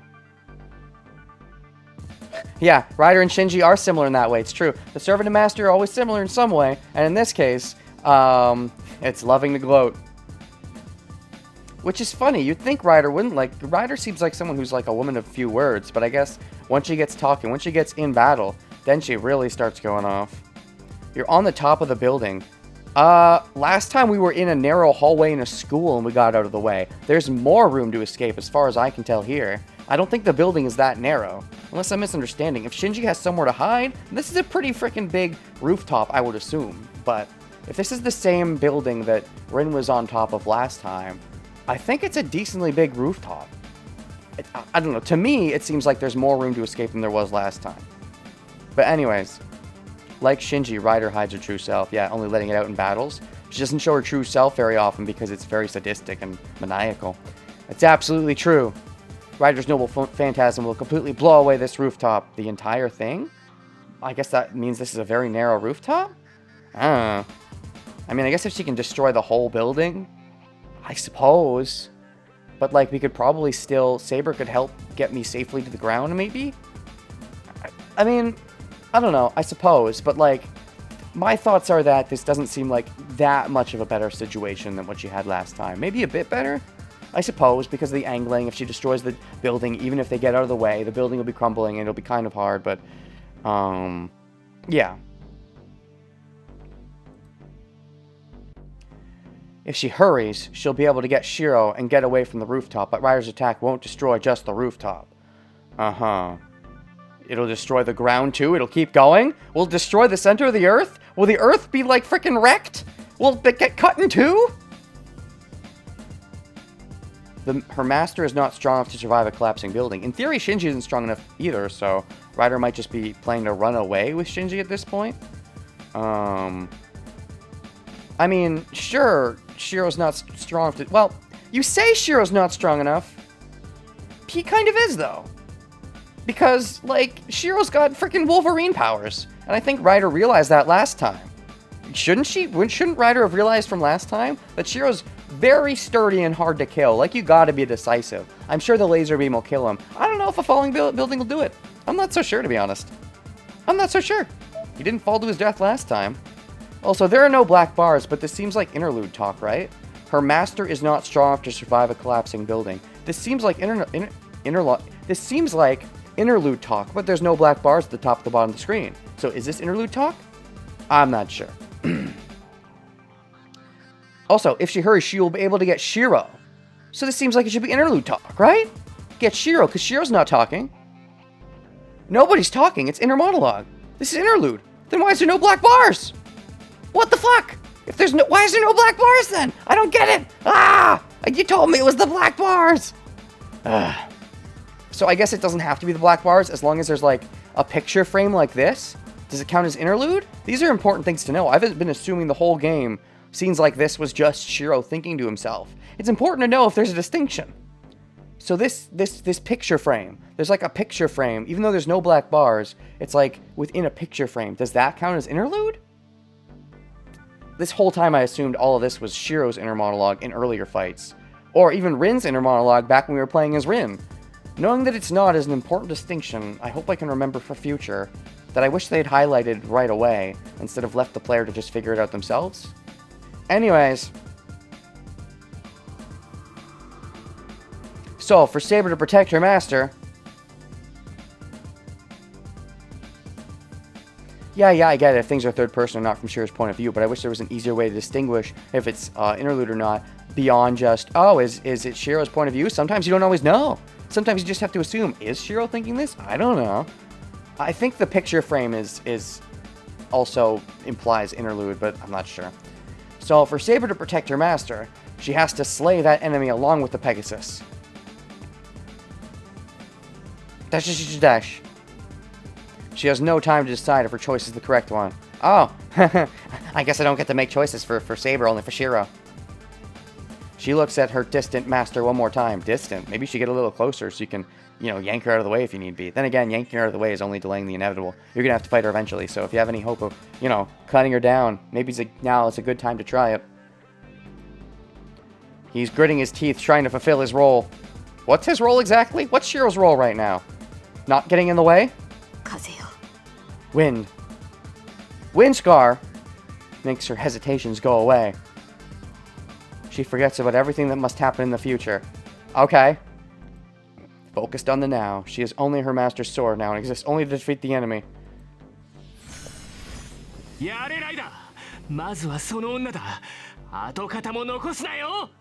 Go, Ryder, the girl first. Don't leave even a trace of her behind. Okay, you said that exact thing before. Wait, is it out of interlude now? That's not possible. It's still got the picture frame. Unless there's absolutely no indication beyond random I don't fucking know. I guess in fights sometimes it just goes into interlude. I don't know. As an annoying voice shouts out. Okay, an annoying voice. Is this Shiro thinking, or is this still interlude? Because Shiro might think it's an annoying voice at this point.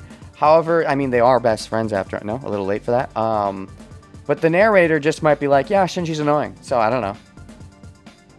As it does, the Pegasus flies up even higher. It disappears from the view in an instant. The Pegasus that flew up into the air has already lost its form. So, I guess this isn't Shiro, it's just interlude. I don't know. I wish if it was doing this, it made it clear it was doing this. Because, as things stands, I don't know. Like, I can't properly analyze if I don't know if it's actually his inner monologue or not. The problem with this interlude compared to the other interlude is that every time we switch Saber's POV, we go back in the time a bit. Yeah, it's weird and janky. It's not easy to follow. After rising as if to lift to the moon, it arcs and returns toward the earth. Oh, yeah, I guess you do spell arcs like that. I don't know. It's just arcing is different. Maybe just bad spelling. A comet sweeps down. Even after it becomes an arrow of light, Rider still pushes the Pegasus. It's kind of a neat spectacle. There's only one target, Saber, which is kind of dumb. You should aim for Shiro and have Saber be forced to get him out of the way, which makes Saber an easier target, but it's trying to represent the duality of thinking between Saber and Shiro during these events, and them reacting to the same events, but yeah, it's janky. Like, if they wanted to make it clear that it's the two different mindsets, then they needed some easier presentation that, yes, that's what's happening. Because as it stands now, I'm kind of just having to guess. She'll destroy her enemy along with this isolated garden in the sky. Also, if it's meant to be Saber's perspective, why is Saber talking in, first, second, whatever person you call it? Why is she referring to herself as Saber and not... It just seems, odd. Oh, is this the name of her noble phantasm? Are we getting a name? Are we getting a name drop? She'll destroy her enemy along with the isolated garden in the sky. Garden in the sky? What a poetic way to word it. Berero? Berero? The name is cast. Is there more? Is that it? Just Berero? Is there more? The noble phantasm bears a miracle that is released by casting its true name. Berero phone! I have no idea what that means, but okay. Interludes are always in third POV. The only I in this story is Shiro. Oh, the only I see. Like, interludes being no, because that's weird. Because when you played as Rin in the beginning of the game, it was I. So, clearly you're wrong about that, Wise. Even if interludes do act that way, it's weird that they act that way. I think it'd be better if they were just from Saber's perspective, but, yeah. The noble phantasm bears a miracle, that is released by casting its true name. Phone! It is truly a divine lightning. So, I guess this is meant to just be the narrator and not Shiro? Or Saber, or, I don't fucking know. It's confusing, and I don't like that it's confusing, because it makes me have to think about things that I shouldn't be thinking about. Especially mid-fight.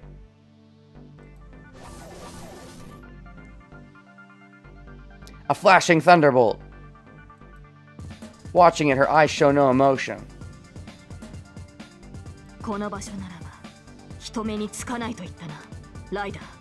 You said no one will see in this place, did you not, Ryder? Well, I mean, Archer might see.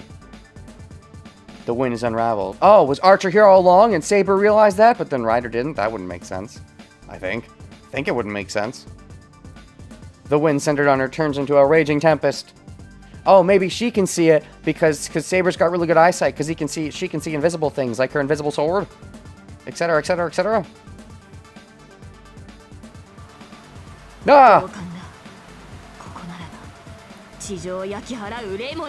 Uh-oh! I feel the same way. Here, there's no need to worry about destroying the Earth. Oh, we gonna see Saber's noble phantasm too? Oh shit, maybe that means we're actually gonna get some actual lore, Arthurian lore without, me just knowing some of it because spoilers Fate Zero. But, oh boy, is she gonna use her noble phantasm against Ryder's noble phantasm? She almost used her noble phantasm against Assassin, but it was a bit of a tease. Didn't quite go there. This narratively does feel like the right beat for her to actually show off her noble phantasm, especially if we're about to take Shinji out of the theoretical running, as it were. And this does feel like the time might be now, although it might be a bit early, but in this pathway, it seems fitting. The seal is broken. Oh shoot, and the sword becomes visible. Let's go. Releasing many layers of wind. Her sword makes its appearance. Yes! A storm is rising before my eyes, but seriously, it is so confusing that they have the Noble Phantasm, which is just their weapon, and then Noble Phantasm, which is the attack, and they're two set, like, they're sort of the same thing, but they're not. It'd be way simpler if it was like Noble Phantasm, and then releasing the true form of my Noble Phantasm, or something, but I don't know, just a simpler word for that, like release instead of, it's kind of confusing. A storm is rising before my eyes. Oh, yeah, I guess narratively, after her conversation with Shiro about wanting to live and stuff and not wanting to die, and also, yeah, her becoming closer with Shiro, it makes sense for her to show off her Noble Phantasm now so that she's forced to tell, you know, let some of her true feelings known to Shiro, especially as the romance is building. Narratively, this does feel like a good beat to learn about Saber and, you know, who she is and all that. Yeah, Bankai, exactly. A storm is rising before my eyes. A white light comes bearing down. Wait, before my eyes. Okay, this is Shiro. Even though she is a target. Oh, it's got the picture frame still. Never mind, the picture frame means absolutely nothing. Ah! Even though she's its target, Saber does not move. Saber! Indeed, Saber. The raging wind is coming from her. No, not from Saber, from the sword she is holding. Excalibur! How do they pronounce it in Japanese, I wonder? Huh? How did it? I doubt my own eyes. I can see the sword that should be invisible. Because making it visible makes it stronger. Is this supposed to be Saber's theme song? Huh. Interesting. It's neat, but, I mean, nothing special, at least not yet. Maybe it's building to a crescendo. Slowly, as if taking off bandages, her sword starts to show its form. Oh boy! A golden sword? Raging winds. Many seals develop as if a box is opening. Uh-oh, Pandora's box. The wind melts into the air. The wind melt... Hold on. Wind and air are like the same thing. Anyways, readying the exposed sword, she faces the descending Pegasus. Oh gosh. She's gonna cut the comet in half, and it's gonna be epic. She's gonna take her sword and Excalibur it up and go, watcha! Rider descends as a surge of light.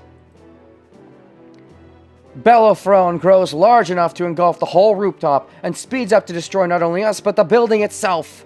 I guess Shinji's not here, but just projecting his voice with magic would be my guess.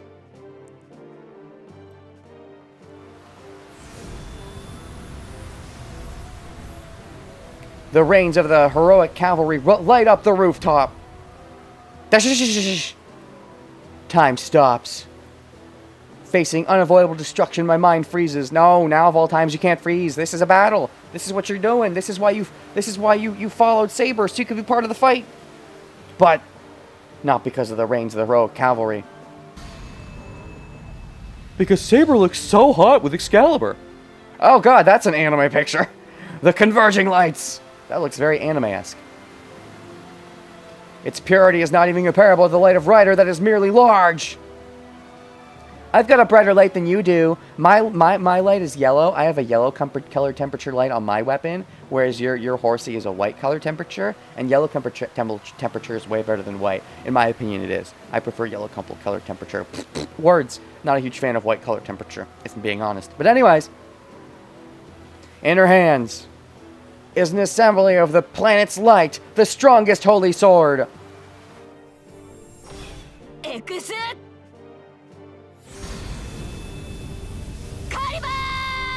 Ekusu Kariba. That came out kind of clunky, but good job, I guess.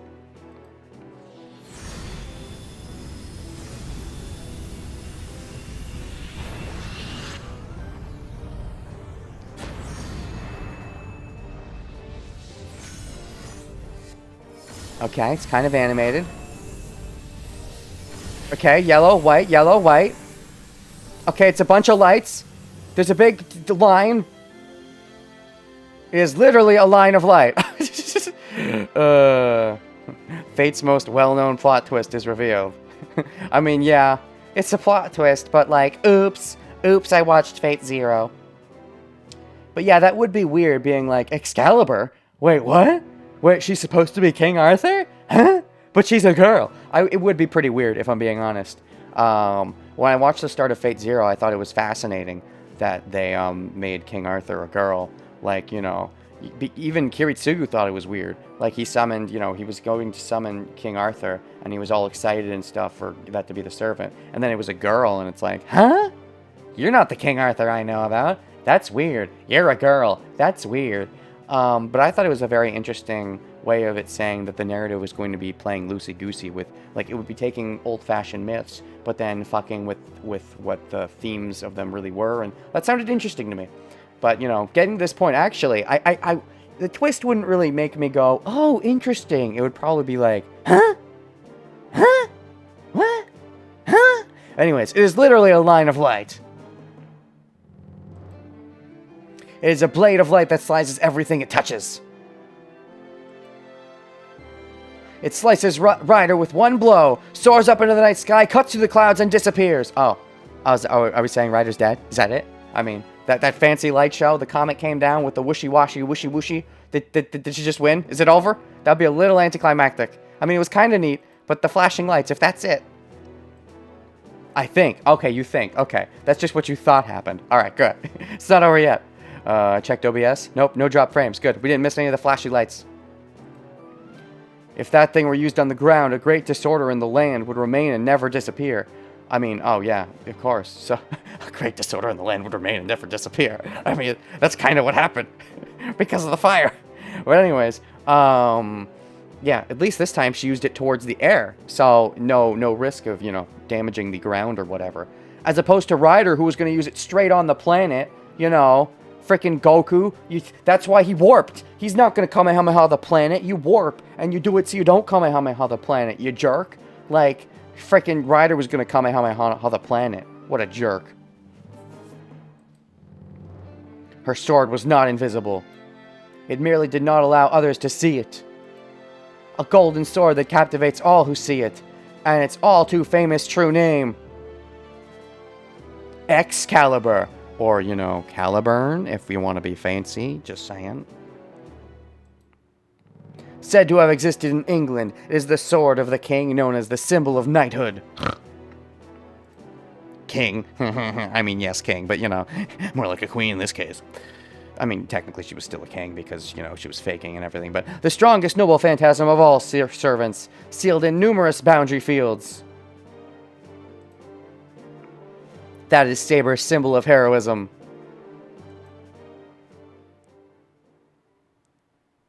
Okay. Okay.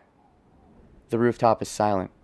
Did Ryder dodge? Is she dead? I don't think they'd kill her off just like that, especially after all of Shinji's gloating. But it seems like at the very least it stopped Ryder. Maybe it damaged her and got her to get out of the way? I feel like Ryder being injured at this point is narratively fitting, but if Ryder got killed by that, that would feel slightly anticlimactic. However, before we figure it out if I think if this is an anticlimax or not, is she dead yet? I'm going to go ahead and make a save and take an intermission. I mean, BRB. Oh no, did we kill the horsey? Did we kill the pretty lady? Pretty messed up lady.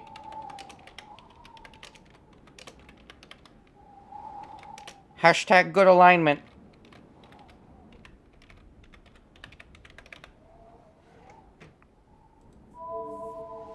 Yeah, so... Horsey go boom. If the horsey went boom, I think that would be a little quick. I mean, maybe the horsey got injured, but, like, it feels like, I don't know, maybe they did just build up the horsey just to be like, you think it's great, you think you're a great rider, but your gloating was your weakness. It could have been great, something, something, something.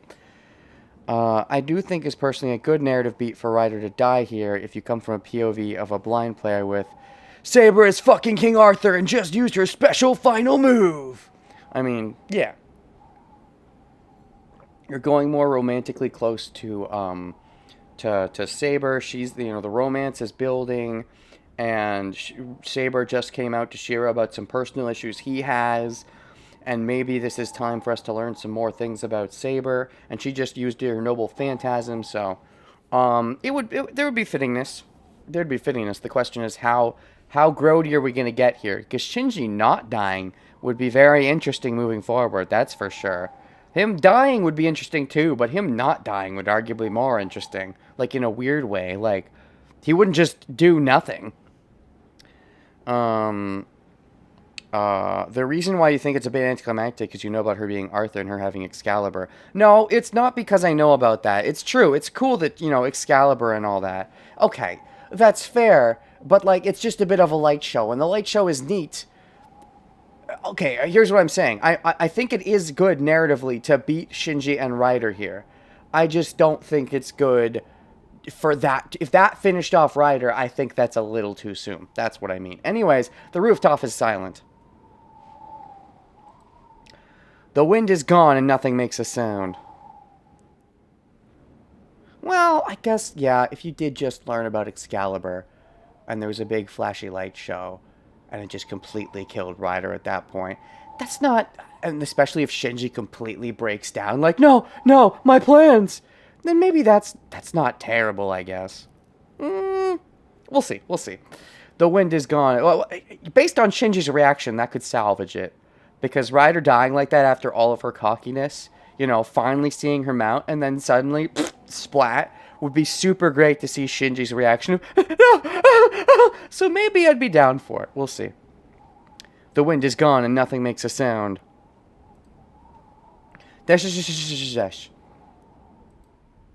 I can't approach Saber and I just stand there. You actually won me over, Wise. I think maybe I'm okay with it. But I don't even know if it really happened. We'll see.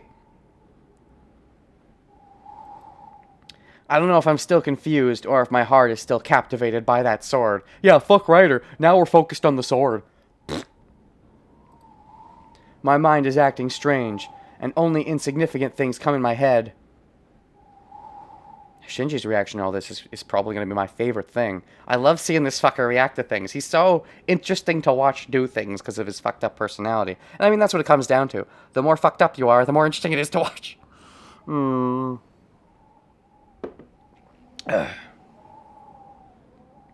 Insignificant things come in your head. Insignificant things like what? Why does she have that sword? Because she's King Arthur. Bum bum bum. That golden sword is the property of the well-known King of Knights. Do you really know what that is based on just looking at it? I'm going to be honest. If I was to see Excalibur as if it was a real sword, I wouldn't know off the top of my head. Is that, like, I might have an idea, like, oh, is that supposed to be Excalibur? But, like, I wouldn't know for sure right on seeing it. Maybe the legend is just well-known where you live. I don't know. Or just in the Fate setting in general. I mean, don't get me wrong. I know the King Arthur legend very well. It's just the sword Excalibur. I know of it, but seeing it, its image isn't exactly ingrained into my head. Oh, okay, yeah, she did stream the name. That's true. She did scream the name. Never mind. I'm just gonna Google Excalibur for a second. Oh, oops. I Googled Excalibur and it gave me Soul Calibur. Hold on. No, that's Excalibur. Excalibur. It doesn't look that. Alright, she did scream the name. That's fair. That's fair. That's fair. She screamed the name. Never mind. Never mind what I was just saying. I try to think how she ended up with the sword, and I notice that I'm trying to avoid the simplest of the answers. That she owns it. There's no need for complicated guesses. That sword has always been hers. That's why her true name is easy to figure out. She's Arthur. She's King Arthur. King Arthur. That's how they say it in England. King Arthur. I don't know what kind of mistake was made, but there's only one person she can be if she has that holy sword. Ellipses. Is our status updated? Saber. I mean, wait, hold on. Oh, yeah, Excalibur's there. Oh, shoot. Female, lawful good. True name. Come on, you know what it is. I mean, do you, though? It's just, wait. Because, for example, Lancer is Cuckoo Lane. What would her other name be? It's Arthur what? What's the other name? I forget exactly. Anyways. Oh, jeez. Whoa, that's neat. But you see, that's the thing. Like, this is both her Noble Phantasm. Her Noble Phantasm is the invisible sword, but she gets rid of the invisibility, but it's still the Noble Phantasm.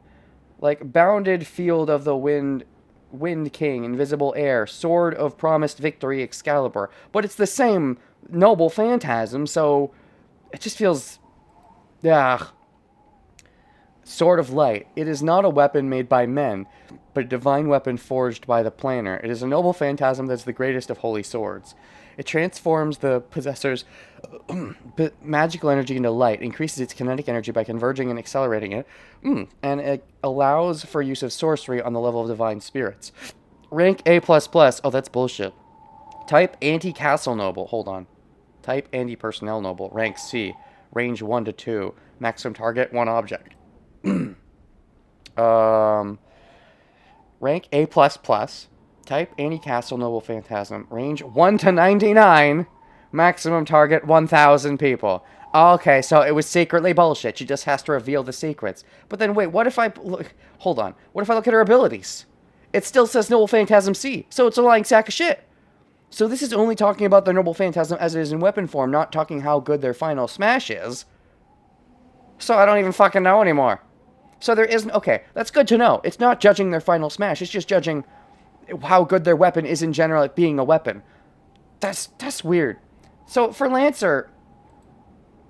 So it doesn't say, like, this is piercing, you know, Lance of Death or whatever.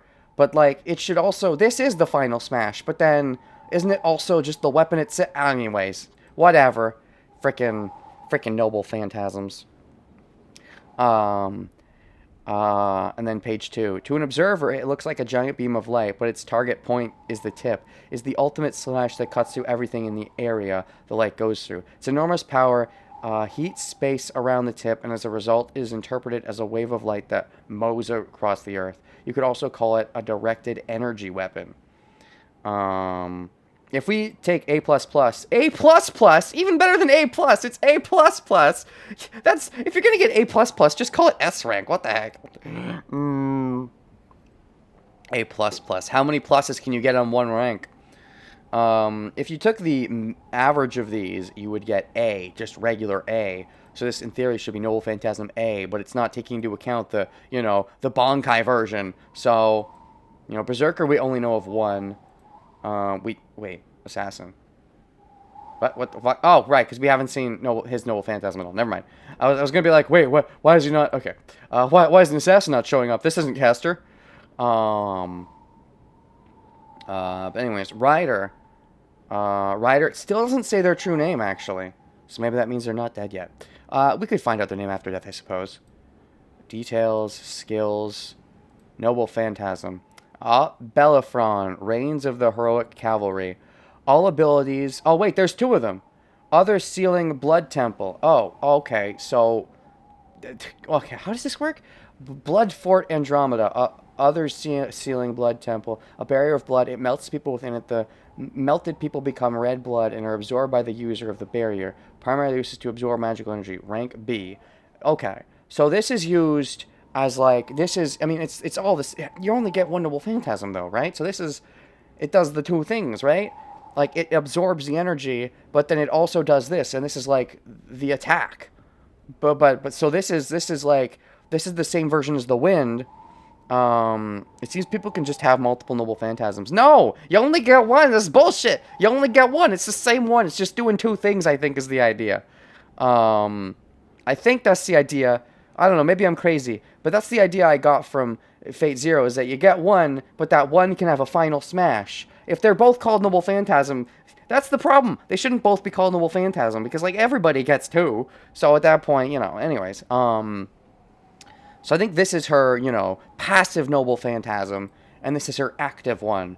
All abilities increased by a rank when in use. AC plus 100 will also be in effect. As in armor class plus 100? Is that what you mean by AC plus 100? That's fucking impossible to hit in D&D terms.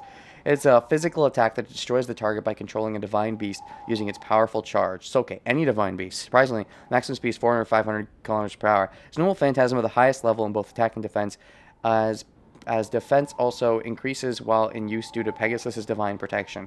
Bellerophon is the name of the young man in Greek mythology who supposedly managed to ride Pegasus. Okay. Rake A+, type anti-army noble phantasm, range 2 to 50. 2 to 50 versus Saber's 1 to 99. Maximum target 300 people. Playing blind, you'd assume servants can have more than one noble phantasm. Based on my understanding, they cannot. Based on unless they're pulling some shenanigans. Like, maybe one person pulling shenanigans and having two and cheating is one thing, but I'm pretty darn sure Lancer even said earlier on that you can't have two noble phantasms, you just get one or whatever. And I'm pretty sure, to my understanding, you only have one. And it's just that you have the passive one and the active one. Where the active one is usually stronger. Same thing here, A+ versus B. But, like, you know, the passive one is just, this is your weapon and this is how it works. And the active one is the super special awesome attack. To my understanding, maybe I'm crazy, but, you know. Ellipses! What's going on? She can be... Yeah. Lancer did say when they were fighting Archer, and Archer kept bringing forth more swords or whatever. Lancer was like, you cheater, what are you doing? You can only have one noble phantasm. Where's your bow? What are these swords? Those can't be your noble phantasm. He said something like that, I'm pretty sure. There's only one person she can be if she has that holy sword. Ellipses. Saber does not move from the stance that completed her blow.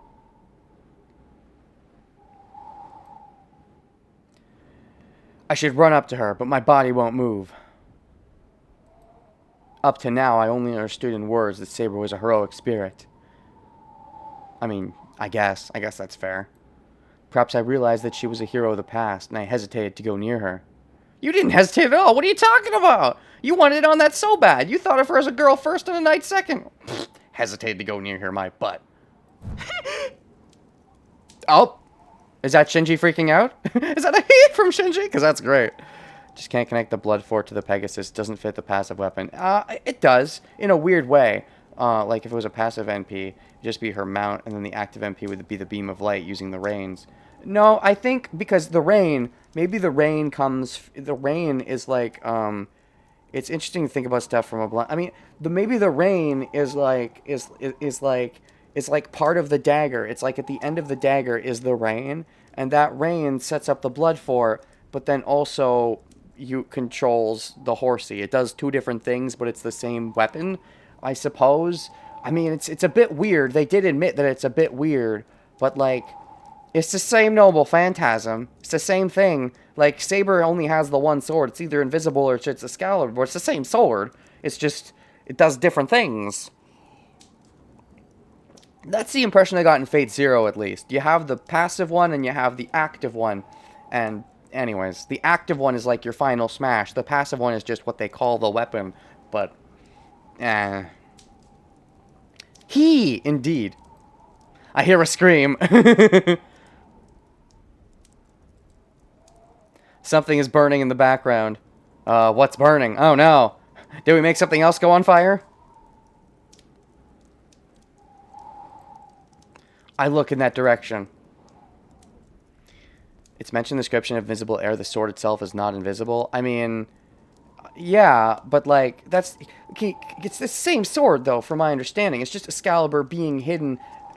Unless it's the idea is that it's two different swords. That was never made clear to me if that's the case, and I think would weaken the point. But I look in that direction. Because, like, if the sword gives away who you are, Excalibur gives away who you are, how does invisible air not give away who you are? You'd think invisible air, I'm assuming she does that to cloak the sword so it doesn't give away who she is. If you recognize one Excalibur, how do you not recognize the other Noble Phantasm sword? Yeah, it's the same sword. Wise fool, what the? Why did your, suddenly you lost all your things? That's weird. I look in that direction. Fate is just making everything confusing on me. They're not explaining the interludes, anyways. I look in that direction. There I see a book burning into ashes, and a book burning into ashes? Oh shoot, that because Shinji was holding a book earlier when he was using his shadow knife jutsus against me. Did his magic book burn up? Is this what he uses to make all his magic, and without it he has no magic? 燃える。レイジが燃えちまう。Oh, interesting. Okay, so maybe this does mean Ryder's out of the game. Narratively, it makes sense. I convinced myself that it makes sense. It's a bit of a shame if Ryder's already done, but maybe there'll be more of her in some other pathway. It's burning! My command spell is burning! Interesting. So, wait, your command spells were in your book? So wait, that's weird. They're not on your person, they're in a book? Is that what goes into how you were weirdly put into the Grail War without really, like, not normally? You have a book? That's odd.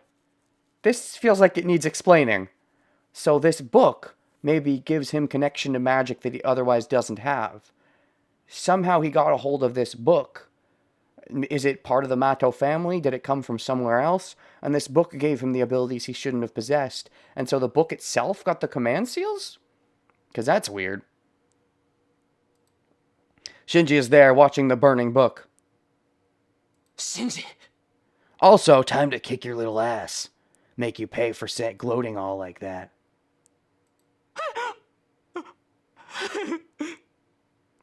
I mean, I read books sometimes, I guess, maybe. Maybe the person who forced him into the war gave him the book. It seems like he's been enjoying this like crazy. I almost feel like he was lying about being forced into the war, but I don't know. Like, the fact that he's enjoying it this much makes it seem to me unlikely that he really was forced into it. Like, from the beginning, I thought it was weird. Like, you're forced into it, why didn't you quit? You have some reason for staying in, don't you? But, if he was forced into it, then I don't think he was too unhappy about being forced into it. I'm assuming that he was all like, oh, wait, this is a thing? I didn't know this was a thing. I can be in the thing? Ooh, that's cool. Awesome. Hoo-hoo-hoo. This seems like Zatchbell, to be honest. The book burning, like, he lost his Momoto, so his book is burning. That's what this gives me feels of.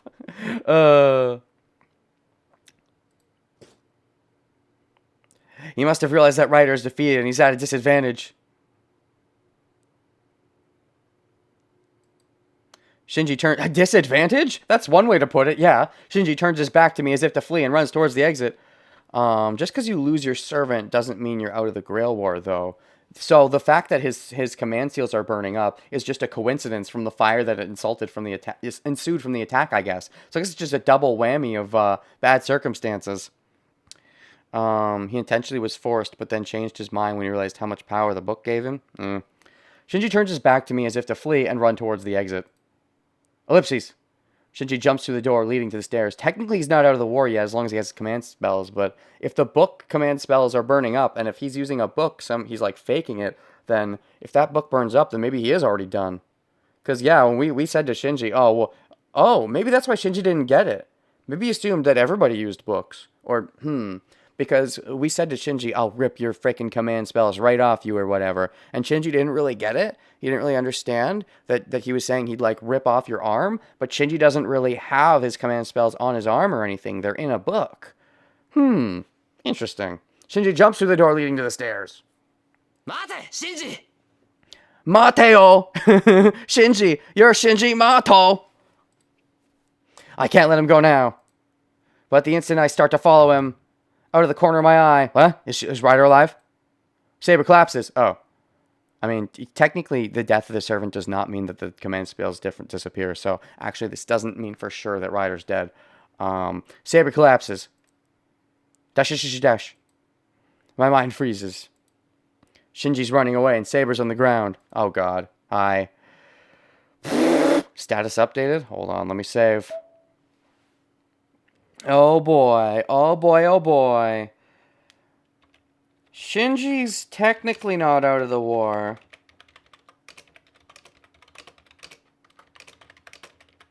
If he can stop his book from burning.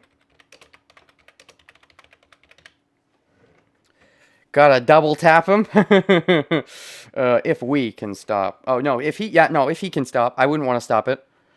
Save. Alright, let's see. Follow Shinji or run to Saber. Shinji is running away and Saber's on the ground. Let's see here. Do we follow Shinji or run to Saber? If we run to Saber, that's very much the Saber route. That's very much, I love you, Saber. Let's make love. And I don't know if I want to be on the Saber route. So I'm thinking I want to do follow Shinji. Because I really want to get Shinji out of this Grail War. I want to be active. This was... but that was Shiro's goal. Shiro's goal was to take down Shinji in, like, a malicious way. For, like, negatively speaking. The thing to do that might be more healthy for his mental state is actually to focus on Saber and go all romancy. Which, even if I don't want him to romance Saber, necessarily, it seems like he's going in that direction. It might just be, like... If there is a, I don't know if there is a way to go on a particular girl's route or whatever, or if there is, maybe we're already locked into the Saber one, but, anyways, still don't have her name, but we should have Saber's? No, we still don't? What the fuck got updated, though? What got updated? Huh? Whatever. Oh, I don't know. I don't know what got updated. Saber's gonna leave, though, once the war ends. She doesn't have to. If Saber uses her wish to become a real girl, you know, maybe, you know, she can just materialize as a real girl and we can smooch forever. So it doesn't, she doesn't have to necessarily leave if we think from that perspective. Granted, Saber has another wish, but maybe she can character development and decide she doesn't want that wish? I don't know. Or Shiro can just wish for it? I don't know. Because Shiro seems to be his only wish is to save people, and he's getting that himself through the Grail War anyways, without even needing to wish for it, so... Oh boy. Following Shinji and stopping him is like, following Shinji and stopping him is what I would do.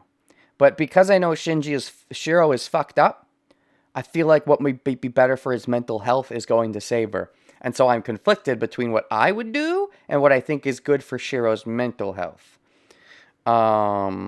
Yeah, I get it. I get it. Going after Shinji and, you know, taking him out of the fight. I actually agree on a lot of levels. But then there's, you know, would that be unhealthy if he just follows down Shinji and, you know, it doesn't get any better, as it were. So I'm a little torn. And I'm thinking about it. We also don't know for sure Ryder's dead. I mean, I don't think Shiro... Maybe he saw clearly. I, the player, didn't see clearly Ryder getting slashed in half. So I just saw a bunch of lights. So for all I know, Ryder's alive. And if he is, maybe I wouldn't want to separate from Saber just yet. I should track down Shinji. But it's like, it's a double-edged thing. I can always talk to Saber later. Or can I? I want to try to mentally help Shiro to some extent.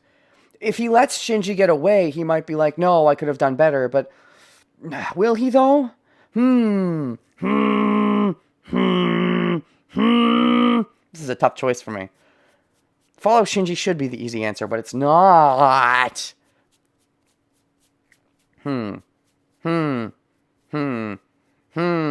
If Shinji gets away, what's the risk? He's still, like, his book is, it's looking like it's burning up and he won't even be part of the war anymore. But we should still go after him and make sure. We should make double extra sure. It could always just be a quickie. We can quickly follow him and go loop back and go talk to Saber. Whereas if we talk to Saber now, we might be letting Shinji get away. And who knows what he's going to fucking do when he's this unhinged. Like, you know, he might just go, you know, start killing people I like just to try to get revenge at me. I mean, yeah, he's crazy, and maybe he's not that powerful just being a weak nobody, but he might, you know, maybe because he's crazy, he might try to do it, and maybe succeed. No, I'm going to go after Shinji. It just seems like it's a tough choice, but I feel you can, you know, quickly bop Shinji and then go back to Saber. Yeah, he might just kill Sokka or something. That's what's, yeah, Shinji this unhinged. Even though I want to mentally help Shiro, I think it's more important to physically help the people that Shinji might kill if we let him run wild or whatever. Like, the havoc Shinji could still cause. Maybe he could still be part of the Grail War. Maybe he could keep his command seal somehow and get another servant. Something. We gotta go after Shinji. Alright, that was a tough choice. I'm gonna pick follow Shinji. Shinji comes first. Ooh, that was a tough choice. Ooh. Okay, Shinji comes first. Oh boy, Shiro. Oh boy. Hope I'm not mentally hurting your body. Well, not your body, but you know, your mentals. Shinji comes first. Shinji did say that after he got rid of Shiro, he'd kill that annoying Sakura too.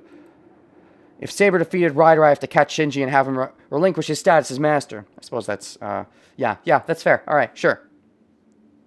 Even leaving him alive at all, though, I think is problematic. And that's another problem with going after Shinji. Like, relinquish his status as master is not enough. It's not enough.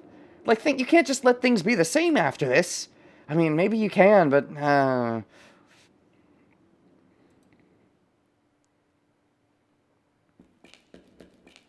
No, God. Oh, is this an interlude? To Shinji? Are we interluding to Shinji with the running away? High-pitched footsteps echo in the dark. Mato Shinji flees through the dark hallways. Relinquish your status as a shit human being. Stop being a bad person. Go back to being my best friend and beating your sister like usual. You know, not threatening to kill your sister. Just go back to beating her and stuff.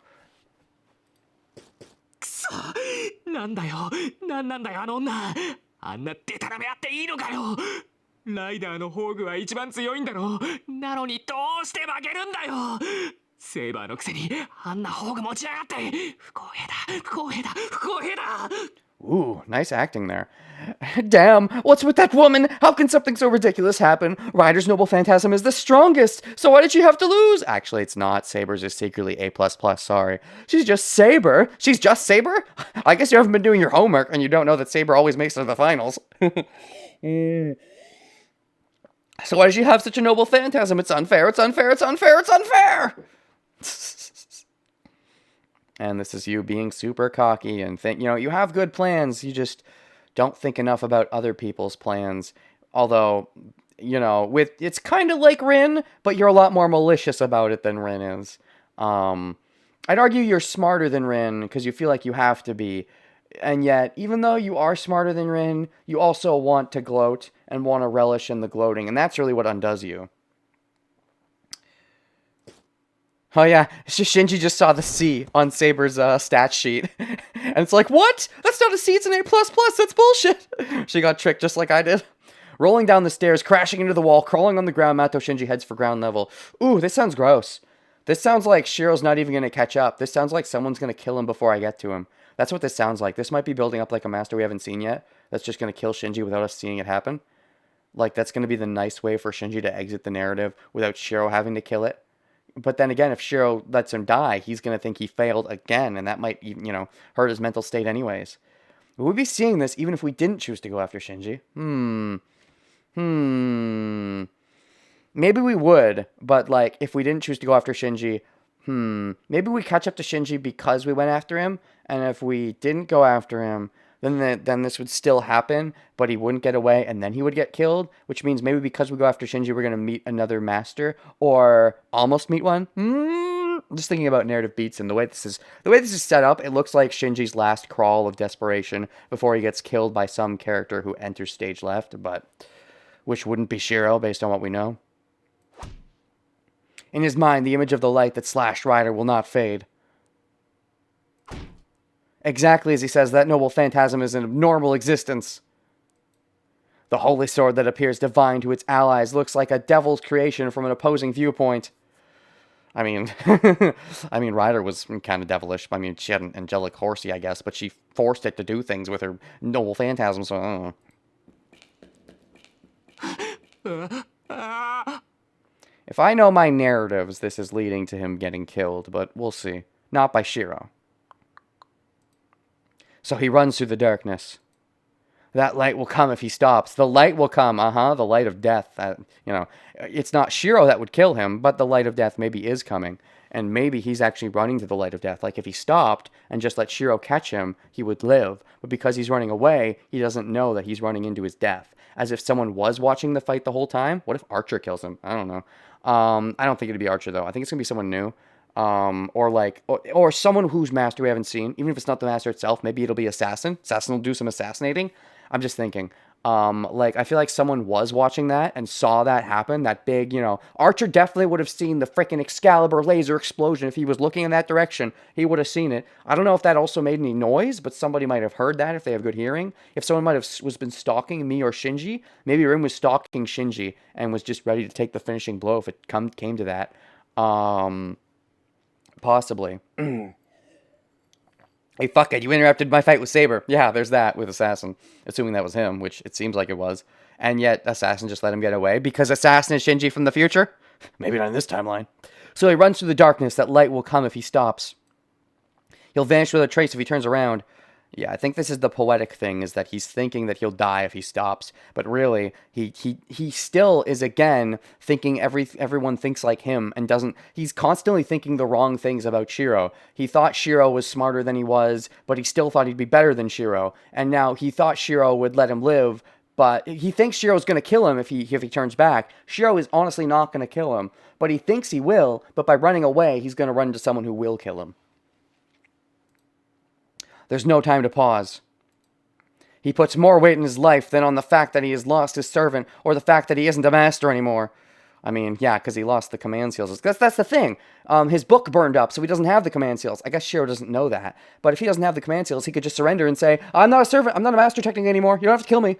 And try to get some mercy from Shiro. But he's not even thinking to try to do that, because he himself was so malicious as to say, hey, Shiro, I'm going to kill you. I'm going to kill your servant, and then even when you're out of the Grail War, sort of, I'm going to kill you too. Which, you know, he was that malicious, so he assumes Shiro will be that malicious back. Which really, I think Shiro should kill him, to be fair, but Shiro's not going to do that if he was to theoretically catch him, which I don't think he will.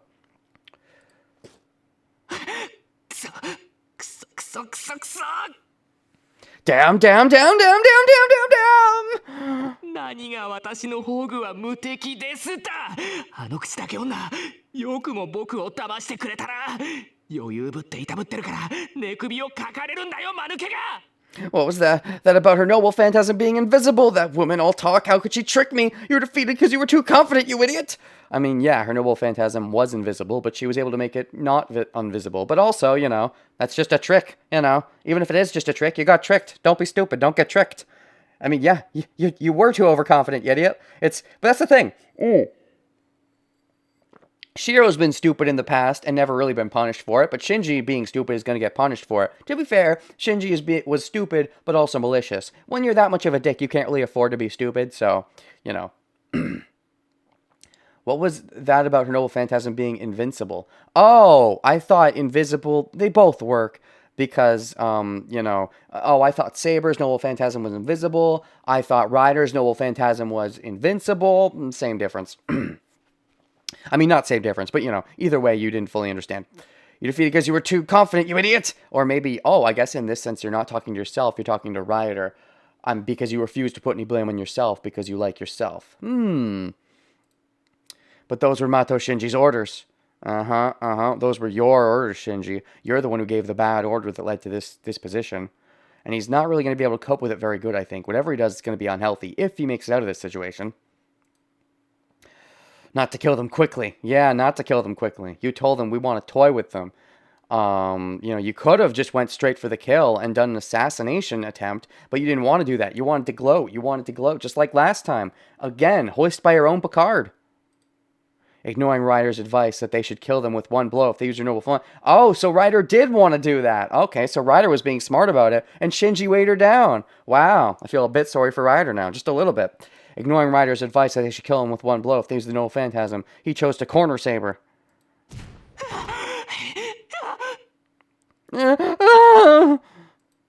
Another tumble. Ooh, and he's just falling down all these stairs, and it's hurting like crazy. Even though he's almost out of this darkness, he hits a huge wall. Don't put a wall somewhere like this. Oh, what if it's not a wall? What if it's a person? What if it's Berserker? Ilya? Would Ilya? I think Ilya coming out of nowhere and doing this isn't very... Narratively, it wouldn't have enough spice. I think it would be better if it was someone whose master we hadn't seen, or a master themselves. It being Archer could be interesting. Of all people, I think it being Berserker isn't that fitting. Because, I don't know, it wouldn't feel that too interesting. Because Berserker wouldn't be the kind to go around and do things in secret and stuff. Ilya wouldn't care to do things in secret. Unless she started to care because of her recent interactions with Shiro. Which made her, I don't know, maybe she thinks by killing Shinji, who is fighting Shiro, she'll get on Shiro's good side? No, because if she knew about this whole situation with Shinji, she might be afraid for Shiro's life, and she might care about Shiro and would just kill Shinji outright easily? He punches it in anger. Is it actually a wall? Huh? Oh, is it not a wall? Maybe it's not a wall, but maybe it's like Archer. Maybe it's a person, but it doesn't have to be Berserker. I think of Berserker because he's the, wall of a person, but it just narratively, I think it being Ilya is a little, seems like the weakest spice. Not enough spice, but we'll see. An unlikely sound is made. Mato Shinji looks at what he thought was a wall, and at his arm, bent up like a puzzle ring, and... even forgets to scream because of fear. I assume that means he sees Berserker. Unless Caster looks fucked up. Oh. ダメよマキリのウジ虫さん敗者には逃げ道なんてないんだから Oh, it is Ilya. Okay. Maybe she... Really? You can't do that, Mr. Maggot of Makiri. There's no running away for a loser. Okay. Interesting. Both times that it felt like, wow, this is probably leading towards the death, where I thought, oh, maybe Shiro's gonna die in this ending, and Ilya's gonna kill her. I mean, in that sense, I did think Ilya would kill him if he did die. But in this one, I wasn't really thinking it would be Ilya. I thought it would be someone new. I mean, I guess Ilya has done a lot of research on her opponents based on what we saw with her talk with Rin. And just seemed, she knows about Shiro. So I guess it's not too unsurprising that she knows about Shinji. But it's interesting that she chooses now of all times to approach. Oh, maybe the reason that she hasn't been fighting Shinji at all is because she knows Shinji is actually, or Ryder is a weakness for her potentially. Maybe she's actually been monitoring Shinji this whole time, because Ryder's actually one of the scariest threats for Berserker. Because Berserker has no magical resistance, and maybe even Ryder's one-shot attack would even, be very scary for Berserker. So, now, though, that Shinji doesn't have Ryder, she's taking this opportunity to kill him? Yeah, I guess it's true that Ilya is very good at playing this game of death, even though she seems innocent. She's innocent, but she's also very smart and has done a bunch of research. She is innocent in certain ways, but she's also cruel in others, which I can't, or shouldn't forget. You can't do that, Mr. Maggot of Makiri. There's no running away for a loser. Mr. Maggot, he is a maggot. Also, seeing Ilya kill someone again, but this time not being me, will be quite fun. Especially if it's Shinji. Ooh, this sounds juicy. Makiri. His name is Shinji Mato. So what is Makiri? Is Makiri a person? It's capitalized. That makes me think Makiri is either a place or a person. Possibly a person, like maybe Makiri is the person who got Shinji involved in the Grail War in the first place. In which case, who is Makiri? Is Makiri a Mato? Is Makiri a spin-off of the Mato name? There's no running away for a loser. But again, Ilya seems to know her stuff. She knows all about this Makiri, whatever it is. Oh man, we get... Yes, we get to see Ilya be all evil and cuddly and silly and cute when she kills someone again, but this time it's not us, it's Shinji. I mean, it's great, don't get me wrong. I enjoy it for the sake of it, because I enjoy it. It just, I didn't think that would be the direction they took with the narrative. I thought they were going to use this as an opportunity to unveil some new threat. This is just a pre-existing threat, which is why either unveil a new threat or unveil, that Rin is actually lurking behind our backs and have Archer kill him. Doing it like this just feels like, it doesn't feel like there's any narrative spice. I enjoy it for its sake, because I enjoy Ilya being evil and killing people like an evil little bad girl. But, it just seems like an odd narrative choice. Parallels Shiro dying because he ran away from the war. That's true, it does. It just feels like it's somewhat narratively different. I mean, there is a parallel, but laughter fills the air. In the tense darkness, the silver hair of a white girl appears. Makiri. Ooh, it's like you're about to say Makiri, as if... What, maybe this Makiri person forced you into the war, but you're scared of that name, or you think that she shouldn't know that name, Like, maybe Makiri forced you into this war, so you decided to take a bunch of pleasure in it. You do take pleasure in it, but you still were forced into it despite that. But since you were forced in it, you decided to take as much, fun as you could out of it, I suppose. Maybe that's why you took so much fun out of it. Maybe your upbringing was really shitty, and you were, like, forced in this war against your will, and your upbringing was really shitty because of that. And, and that's part of why you're such a fucked up person now, is because of your fucked up upbringing that put you into this war in the first place, despite you not even having proper magical abilities? Maybe. Ugh! The moment of recognition. Oh, shoot. Time for another death, but this time it's not me going to the Taiga Dojo. Have fun in there, Shinji. The instant he realizes what's in front of him, Mato Shinji is terminated. Oh, don't make it that quick. Is it because it's not me that Ilya isn't going to take her time with it? No, take your time with it. Let me enjoy this, Ilya. Oh. Is that it? I run through the dark hallway. Oh, that's it. It's back to Shiro already. I wanted that to last a bit longer. Darn it. F's in the chat for Shinji. He was kind of obnoxious and evil and a jerk, but he was a fun, obnoxious jerk who was fun to think about. So, F's all around. For Shinji, and I guess Ryder by proximity. I don't know for sure Ryder's dead yet. She could always get a new master, but I think she's dead. Shinji, though, seems definitely dead. No F for Shinji. First blood. I run through the dark hallway. Wow, first blood and we haven't even met Castor. I can't see, but I'm able to follow Shinji. Because there's no other sounds. Hey, we get to meet up with Ilya this way. Oh, I didn't even think about that. Okay, I do want to go on the Ilya route, so maybe meeting up with Ilya this way. Oh, I love it. I'm going to meet up with Ilya and she's going to be like, oh, hi, Oni-chan. If I'd went with Saber, I would have been on the Saber route and not seen this. But because, maybe I would have seen this, but Shiro wouldn't have seen this. But Shiro is going to get to meet up with Ilya, or she won't want to show herself. I don't want to show myself like this to Oni-chan, not like this. I only want to hang out when we're not fighting. We'll fight later. We can't hang out like this, or maybe she's okay with it and be like, hi, Oni-chan. Then again, the last time she met us, she said she'd give up the Grail War if I became her servant, and I stupidly said no without thinking and then said some stupid things, and she ran away, which might make things awkward, so maybe she wouldn't be that nice when she met us. But it's been some time, so maybe she's gotten over and is willing to give me another chance? Shinji's footsteps echo through the hallway, so it's easy to follow him.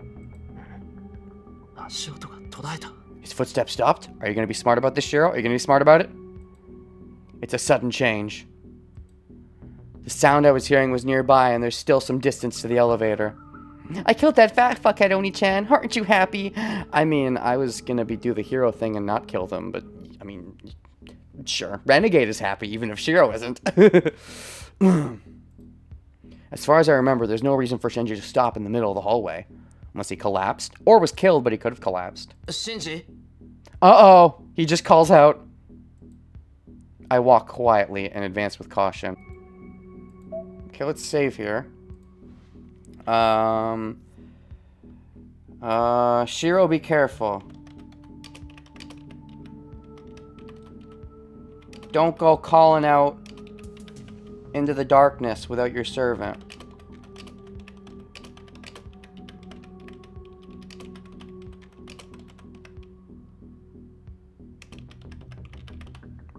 That's basically what I wanted to say. Don't go calling out. Don't go calling out into the darkness without your savanto.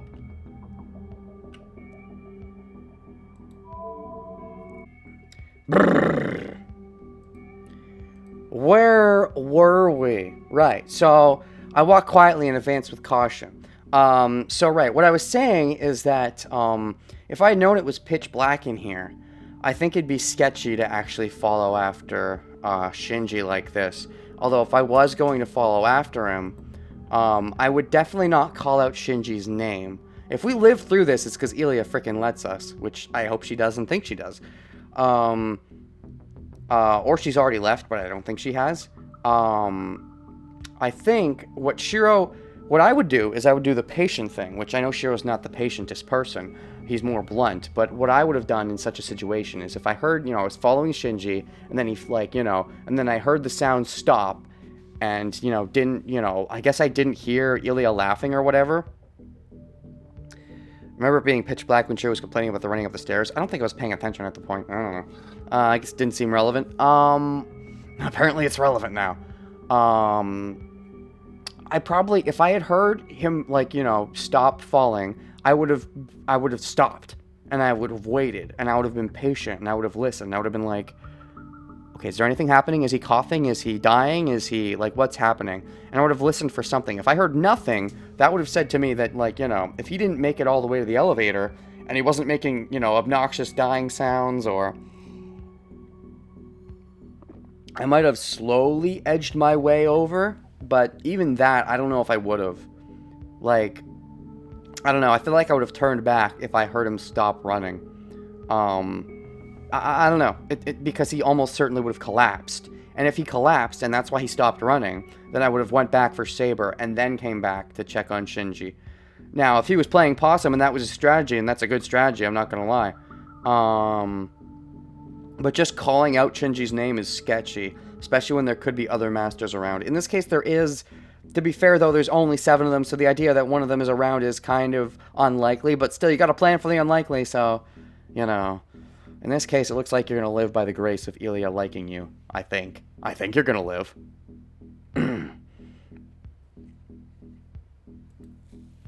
I see the change quickly. The spot where Shinji's footsteps died. In the hallway that was empty on my way to the rooftop, there is a red puddle. Okay, so it seems like Shinji,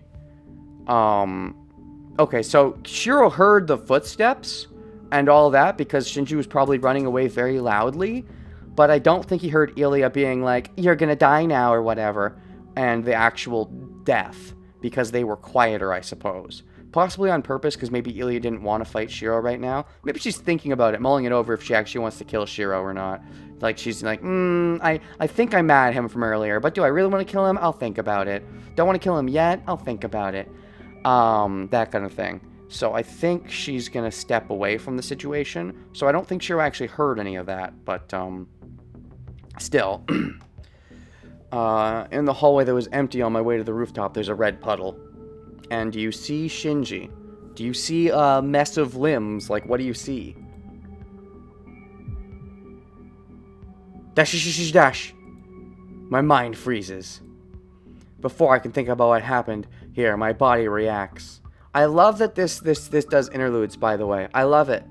I love it. That's my fear with visual novels like this. With novels in general, is when they focus on just one character, there's so many potential moments potentially we could see other characters, and sometimes narratives can do well without ever showing you other characters, but other times, you know, narratives fall on themselves because they try to write a good story, and then they're like, oh, it'd be cool if you could see their perspective, but nope, you're just in this person's perspective. That would have been a really cool moment if we could have seen it, but we can't see it. But with the interludes, it lets us see moments like that, like Saber facing off against Assassin without Shiro being there, etc., etc., and moment where Shinji was running away and ran into Ilya.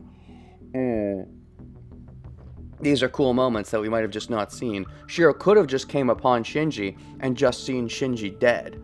And he could have, and I as the player likely would have started theorizing that, oh yeah, he probably died, he was probably killed by someone, so who was watching us then? And would have started thinking like that. It wouldn't have been terrible, but seeing Ilya brings up its own narrative questions differently, because, you know, they brought up the name. What was the name? It was, I forget, it started with an M. But the idea is they brought up a name, and so that brings up its own narrative questions and also the book. So there's still lingering questions. It's just the question isn't who killed him. Maybe because that's not important. Because it isn't in this case. It's just Ilya, who we've met before. But Mikiri is the name, yes. My body reacts. I can't be here. My senses trained by Saber are telling me to go back to the rooftop as fast as possible if I value my life. I mean, yeah, maybe she just stayed there the whole time. I mean, I was the one who chose this option, but I mean, you know, I didn't know Ilya was lurking around. Grumble. I don't know. I'm of two minds. Do I think it was stupid to follow Shinji? In the pitch black, you know what? If it was pitch black and I remembered that it was pitch black, I had forgotten. If I had remembered it was pitch black, I probably wouldn't have followed him. That's kind of sketchy. But I don't know. Because I think that I understand the idea that his command spells are in a book and that the book's burned up, so he's not even a master anymore anyways, If I was going to follow him, I might have been like, hey, Saber, can you, like, jump me down to the floor so we can cut him off? That might have been what I did. I don't know. It's hard to say. It's hard to say in hindsight with things like this, with what if Ilya's around, or what if something, something, something. Sometimes you can make the smartest moves and end up dying for it because you're smart. Because it could be that your smart move was the wrong decision in hindsight. I would have followed in Shiro's shoes to make sure he doesn't do anything dumb to the people I love. Yeah, you're right. You're not wrong. It's not like what the choice to follow Shinji is the wrong choice, but sometimes you can make the right choice, and it can still be wrong because of circumstances you don't understand, which is, you know, that's why they say knowledge is power. Understand all the circumstances, then you can never make the wrong choice as long as you're smart. Sorry I'm late. Are you alright, Saber? Controlling my nausea, I run towards Saber. Huh? Why? What happened? Where is she? Did she die when we weren't looking? Saber doesn't look well at all. She has sweat in her brow and her breathing is weak yet irregular as if she has a fever. Oh, maybe it's because, you know, her power is constantly on a fuse that's running low and maybe using Excalibur drained her of a bunch of her power. So, yeah.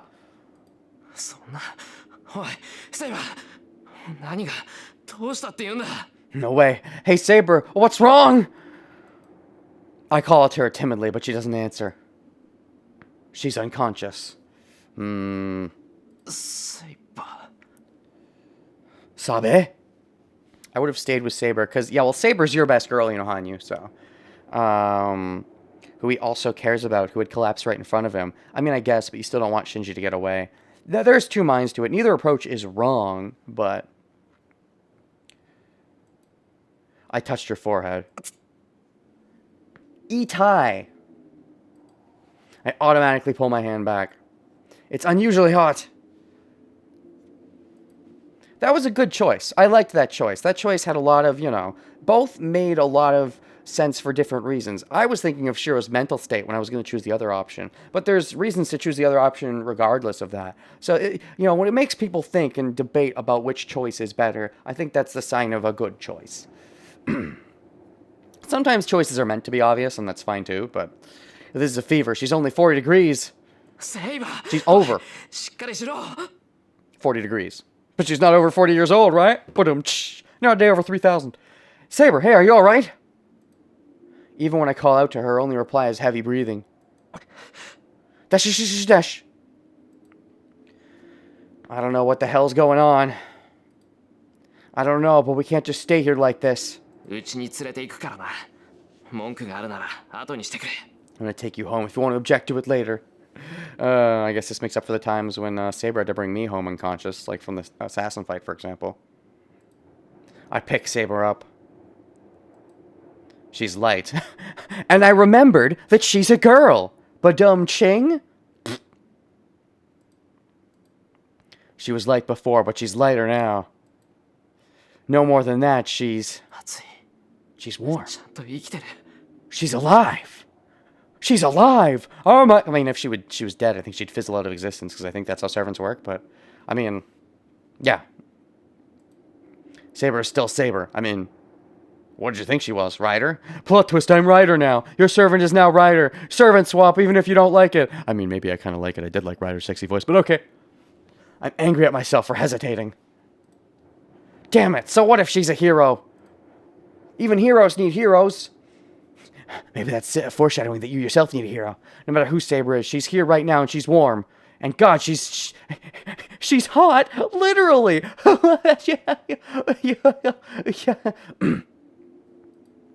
How stupid of me to think there's a wall between us in spite of that. Yeah, I mean, it doesn't matter if you use her lap as a pillow. She's still a person and still a... What?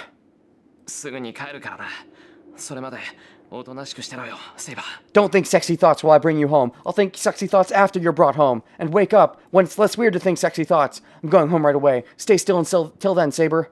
Do you have to go down the dark corridor, though? Or is there a safer way down? Because, I mean, that's sketchy. I run, still holding Saber in my arms. There's no feeling of victory. I mean, you did win, but it was kind of, you know...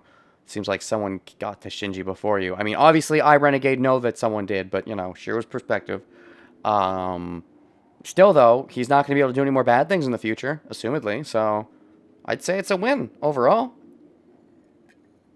I guess I'm just going to go ahead and assume at that point that Shiro very clearly saw Ryder get cut to smithereens by Saber. I didn't necessarily get that idea, but Shiro seemed to have proclaimed it pretty confidently. So I'm just going to assume he's not wrong for now, unless the game proves otherwise later on. All I feel is Saber in my eyes, breathing painfully. Wow, one down. One down. It only took like, what, it only took like 70 hours or whatever, how long we've been playing. Jeez. Still haven't met Caster. Still haven't met Lancer's Master. Still haven't met Assassin's Master.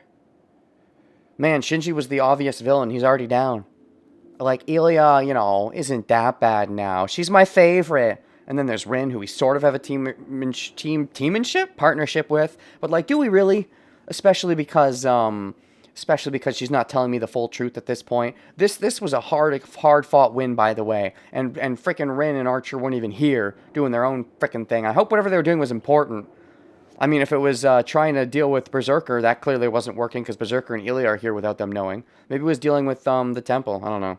Rin's the actual final boss. We fight ourselves that we were at the beginning of the game.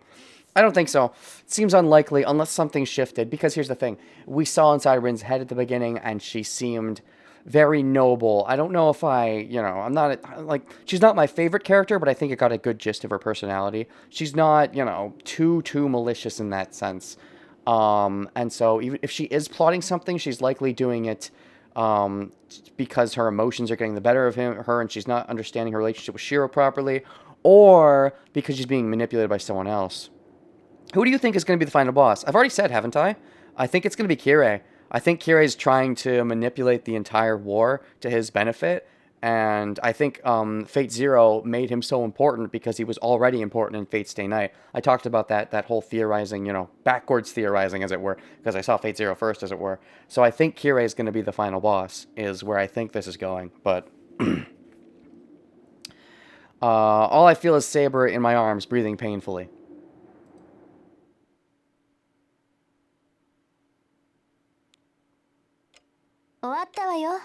It's gonna be Shinji. But he's dead, though! I'm done. Well, what are you done? In one route, Shiro himself be the final boss, based on his depression, maybe. I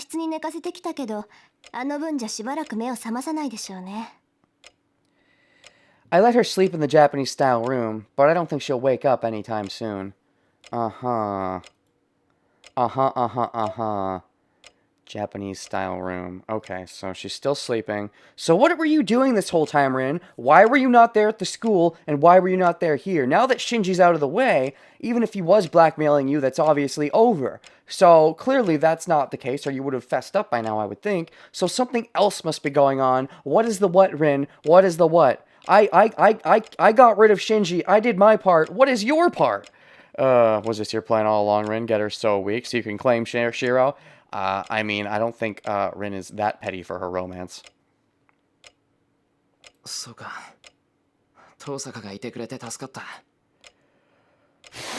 Wow, Shiro, you're really nice you're really nice if you actually think that. Sorry, you really helped me out. By which I mean, where the fuck were you at the school? Also, what were you doing this whole time while I fought Shinji and nearly, died and also maybe nearly lost Saber? Where the fuck? What the fuck? What were you doing? It better have been important. Whatever it was, why can't you tell me? Aren't we partners? If you don't tell me, I'm just gonna be like, fuck it, I won't be your partner anymore. I'll go be Ilya's. There's nothing I could have done to treat Saber. まあ鎧を脱がせて楽にさせただけだからお礼を言われるほどじゃないわ。セイバーの体も良くならないし私は何もしてないもの。Well, I just removed her armor and helped her relax, so you don't need to thank me. Saber won't get well, and I haven't done anything. I mean, I think she'll get well. I mean, I hope she'll get well. I mean, if I want to do more fights, I gotta get well. Shiro, I didn't do anything. Saber did the beamy thing, and Rin helped treat her, putting all the blame and guilt on himself. I mean, yeah. Yeah, putting blame on himself instead of blame on Rin. constantly blaming himself for failing to be, because he thinks he should be better, because he thinks he's the hero. So he thinks the fact that I haven't done everything forever means I am a failure. Just because I did some things, like, you know, you brought Saber back in the first place, Shiro. You're the one who brought Saber back in the first place. You also did track down Shinji, even if someone else got to him first. If they didn't, you would have caught up to him. And, you know, just because, you know, someone got to him first doesn't mean you going after him was wasted effort or anything. But, anyways, maybe you feel it's wasted effort because you wanted Shinji to be alive still. That could have been very interesting if Shinji did live. It would have been really gross and interesting. I didn't think it was going to happen, to be honest. But it could be interesting because Shinji living that, despite being a terrible person, like, it's the kind of thing that Shiro wouldn't do because he's too nice, and him killing him at this point would be very weird, dark character development that I don't know if Shiro was ready for. It could have been interesting. But if he didn't do it, then, you know, Shinji was just asking to die at some point. But someone other than Shiro would have had to do it, potentially, because he would have been too fucked up, I would think. Shinji blamed Ryder for being overconfident. I mean, yeah, in that sense, I suppose that Shiro and Shinji are somewhat similar. No, they're opposites. They're opposites. Shinji is always blaming everyone else, whereas he thinks he's the best, whereas Shiro is blaming himself, thinking the others are good. Yeah, so in that sense, they're, what do you call that? Not parallels, but, opposites. There's a word for that. Does it say he's dead? No, Shinji. Rest in peace. Your voice will forever be dead. I'm just kidding. I like your actor, so leave it on just in case. Ryder, rest in peace. Your voice will forever be dead. I think this was like later in the story and Shiro grinded down a lot more. He would be willing to outright kill Shinji. Maybe. I don't know. He hasn't had to kill anyone yet, and Ilya took the chance of him maybe deciding he did, so that he might have. Actually, if I go to status... Does it say, like, defeated if I go to Ryder? Mato Shinji, female. Nullifies all ability details. Still no details. Still no true name. Maybe we just never get her true name in this pathway. Look, we went down the wrong route to learn her true name. Skills, Divinity, Noble Phantasm. It doesn't say that she's dead or anything. It doesn't say, like, 1 down, 6 to go. Oh, weapons. That's what must have changed. Right? Because Excalibur? Hold on. No? Dagger. A giant nail that Ryder uses. Its origin is unknown, but we think that it's a weapon that reflects... So I guess this ring is what she was using as the reins? I don't know. I don't know, man. I don't know. Anyways. I haven't done anything. No, wait. That's what Rin said. Still, having Tosaka around helped. Did he say that? Hold on. No. No, that's what Rin said. She worked out Saber's situation and advised me to take her armor off and let her sleep. Sure, but, like, you know, are we teammates at all past the idea of maybe you train me a bit and maybe, you know, we don't kill each other actively and you get to stay at my place, but, like, do we actually help each other fight? Isn't that the most important thing?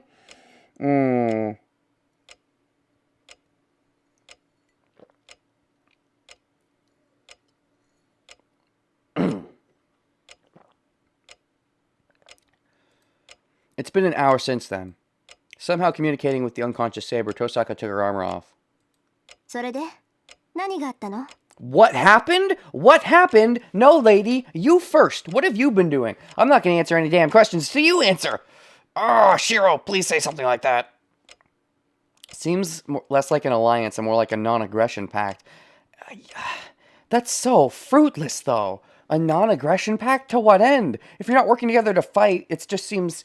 Doesn't seem like that'd be up Rin's style. The whole point of even teaming up, I think, with Saber so that they could both work together to take down Berserker, and you just let her take on Shinji himself?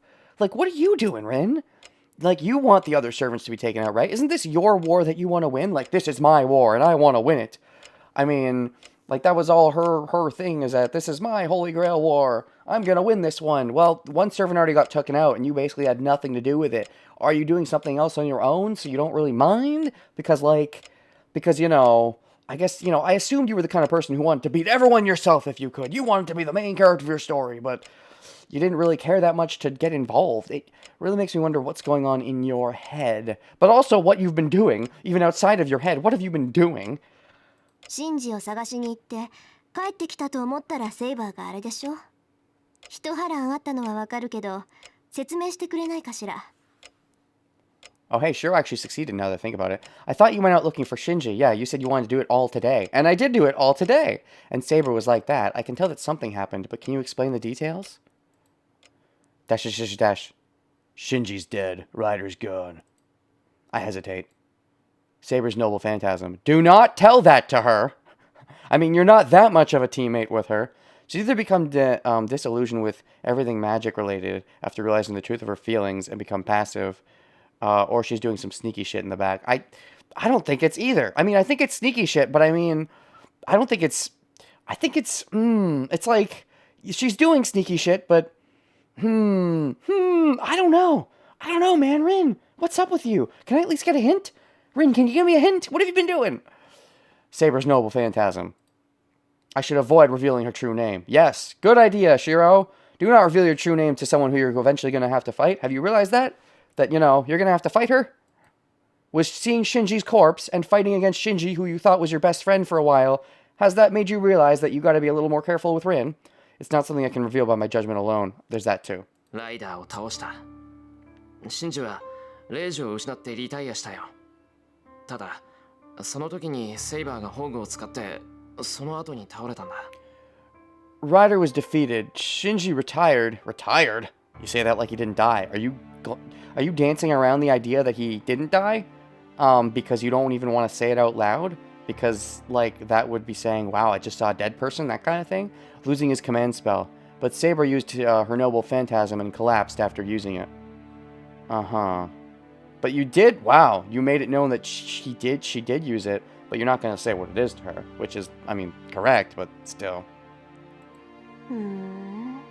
セイバーの宝具ね。 Saber's noble phantasm, huh? That does give her a hint, though. Like, you did, you know, saying that you beat Ryder with your noble phantasm. Does that mean we beat Ryder's noble phantasm with Saber's noble phantasm, which is even better?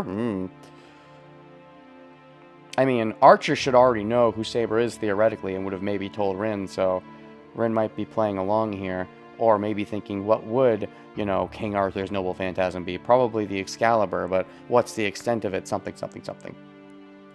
まあ、追求するのは勘弁してあげるわ。今のあなたたちはそれどころじゃないものね。 Well, I want to ask you for details. You guys are in no condition for that sort of thing. So nonchalant, though. Like, this is your Holy Grail War. This is your Holy Grail War. And you're so not... Hold. Okay. No. Save. We're gonna make a save. Rin. What is up with you? You're so nonchalant now. You're so nonchalant. One of them just got taken out. There's only 7. You're one of them. There's 6 people to beat. One of them just got beat. And you're so nonchalant about it. What is your psyche right now, Rin? Like, I kind of want to stop and psychoanalyze this for a while. But at the same time, I don't know. Part of me, what I want to do, maybe I'm going to use this as my beat. And stop here. For now, I mean, it feels like a good beat. We've done some stuff, and I'm stuck on this Rin thing. So, like, maybe what I'll do is I'll take some time over the break, you know, the Christmas break, and try to come up with ideas about what's going on with Rin, because I got nothing concrete. It just feels odd, and I want to vocalize it. So I think what I might do is I might stop here, and this might be, you know, our last little hurrah for a little bit, and then take, like, a week off. Fuck the Holy Grail War, I want that Shiro dick. No, but if that was it, then it does not seem that simple. Like, it feels like her tendencies to get, you know, romantic have dropped. It feels like her romance has dropped a bit. Maybe because she's realized her feelings, she's hiding them more? I suppose. I just want to sit on this for a bit, I think. I don't know. I think maybe we'll stop here. We'll stop here and pick up... this does feel like a good stopping point anyways. We'll stop here and we'll pick up, not next week because Christmas week, but probably, I don't know about the week after that. I should be able to get some time in there to stream, maybe, we'll see. 1 or 2 days. I'd like to get at least 1 or 2 days. But I'd like to sit and think on this and do at least just a bit of just, I want to analyze Rin where she is right now and think what's going on, because that's starting to build and starting to bug me. Maybe I'll also use that chance to try to think a bit about, you know, where the narrative could be headed based on now that one is eliminated. You know, now that Shinji's eliminated, now that one's eliminated, now that First Blood's eliminated, is it going to speed up? Are we going to speed up? Or is the pace, you know, just going to stay where it is? I mean, I don't think the pace is... Like, now that one's been eliminated, we might have some quiet time for a bit. Or things might get a little, you know, aggressive. What's going to happen with Caster? How is Sakura going to react to this? Ooh, that'll be interesting. Ooh. Ryudo's not a waifu. A wise fool.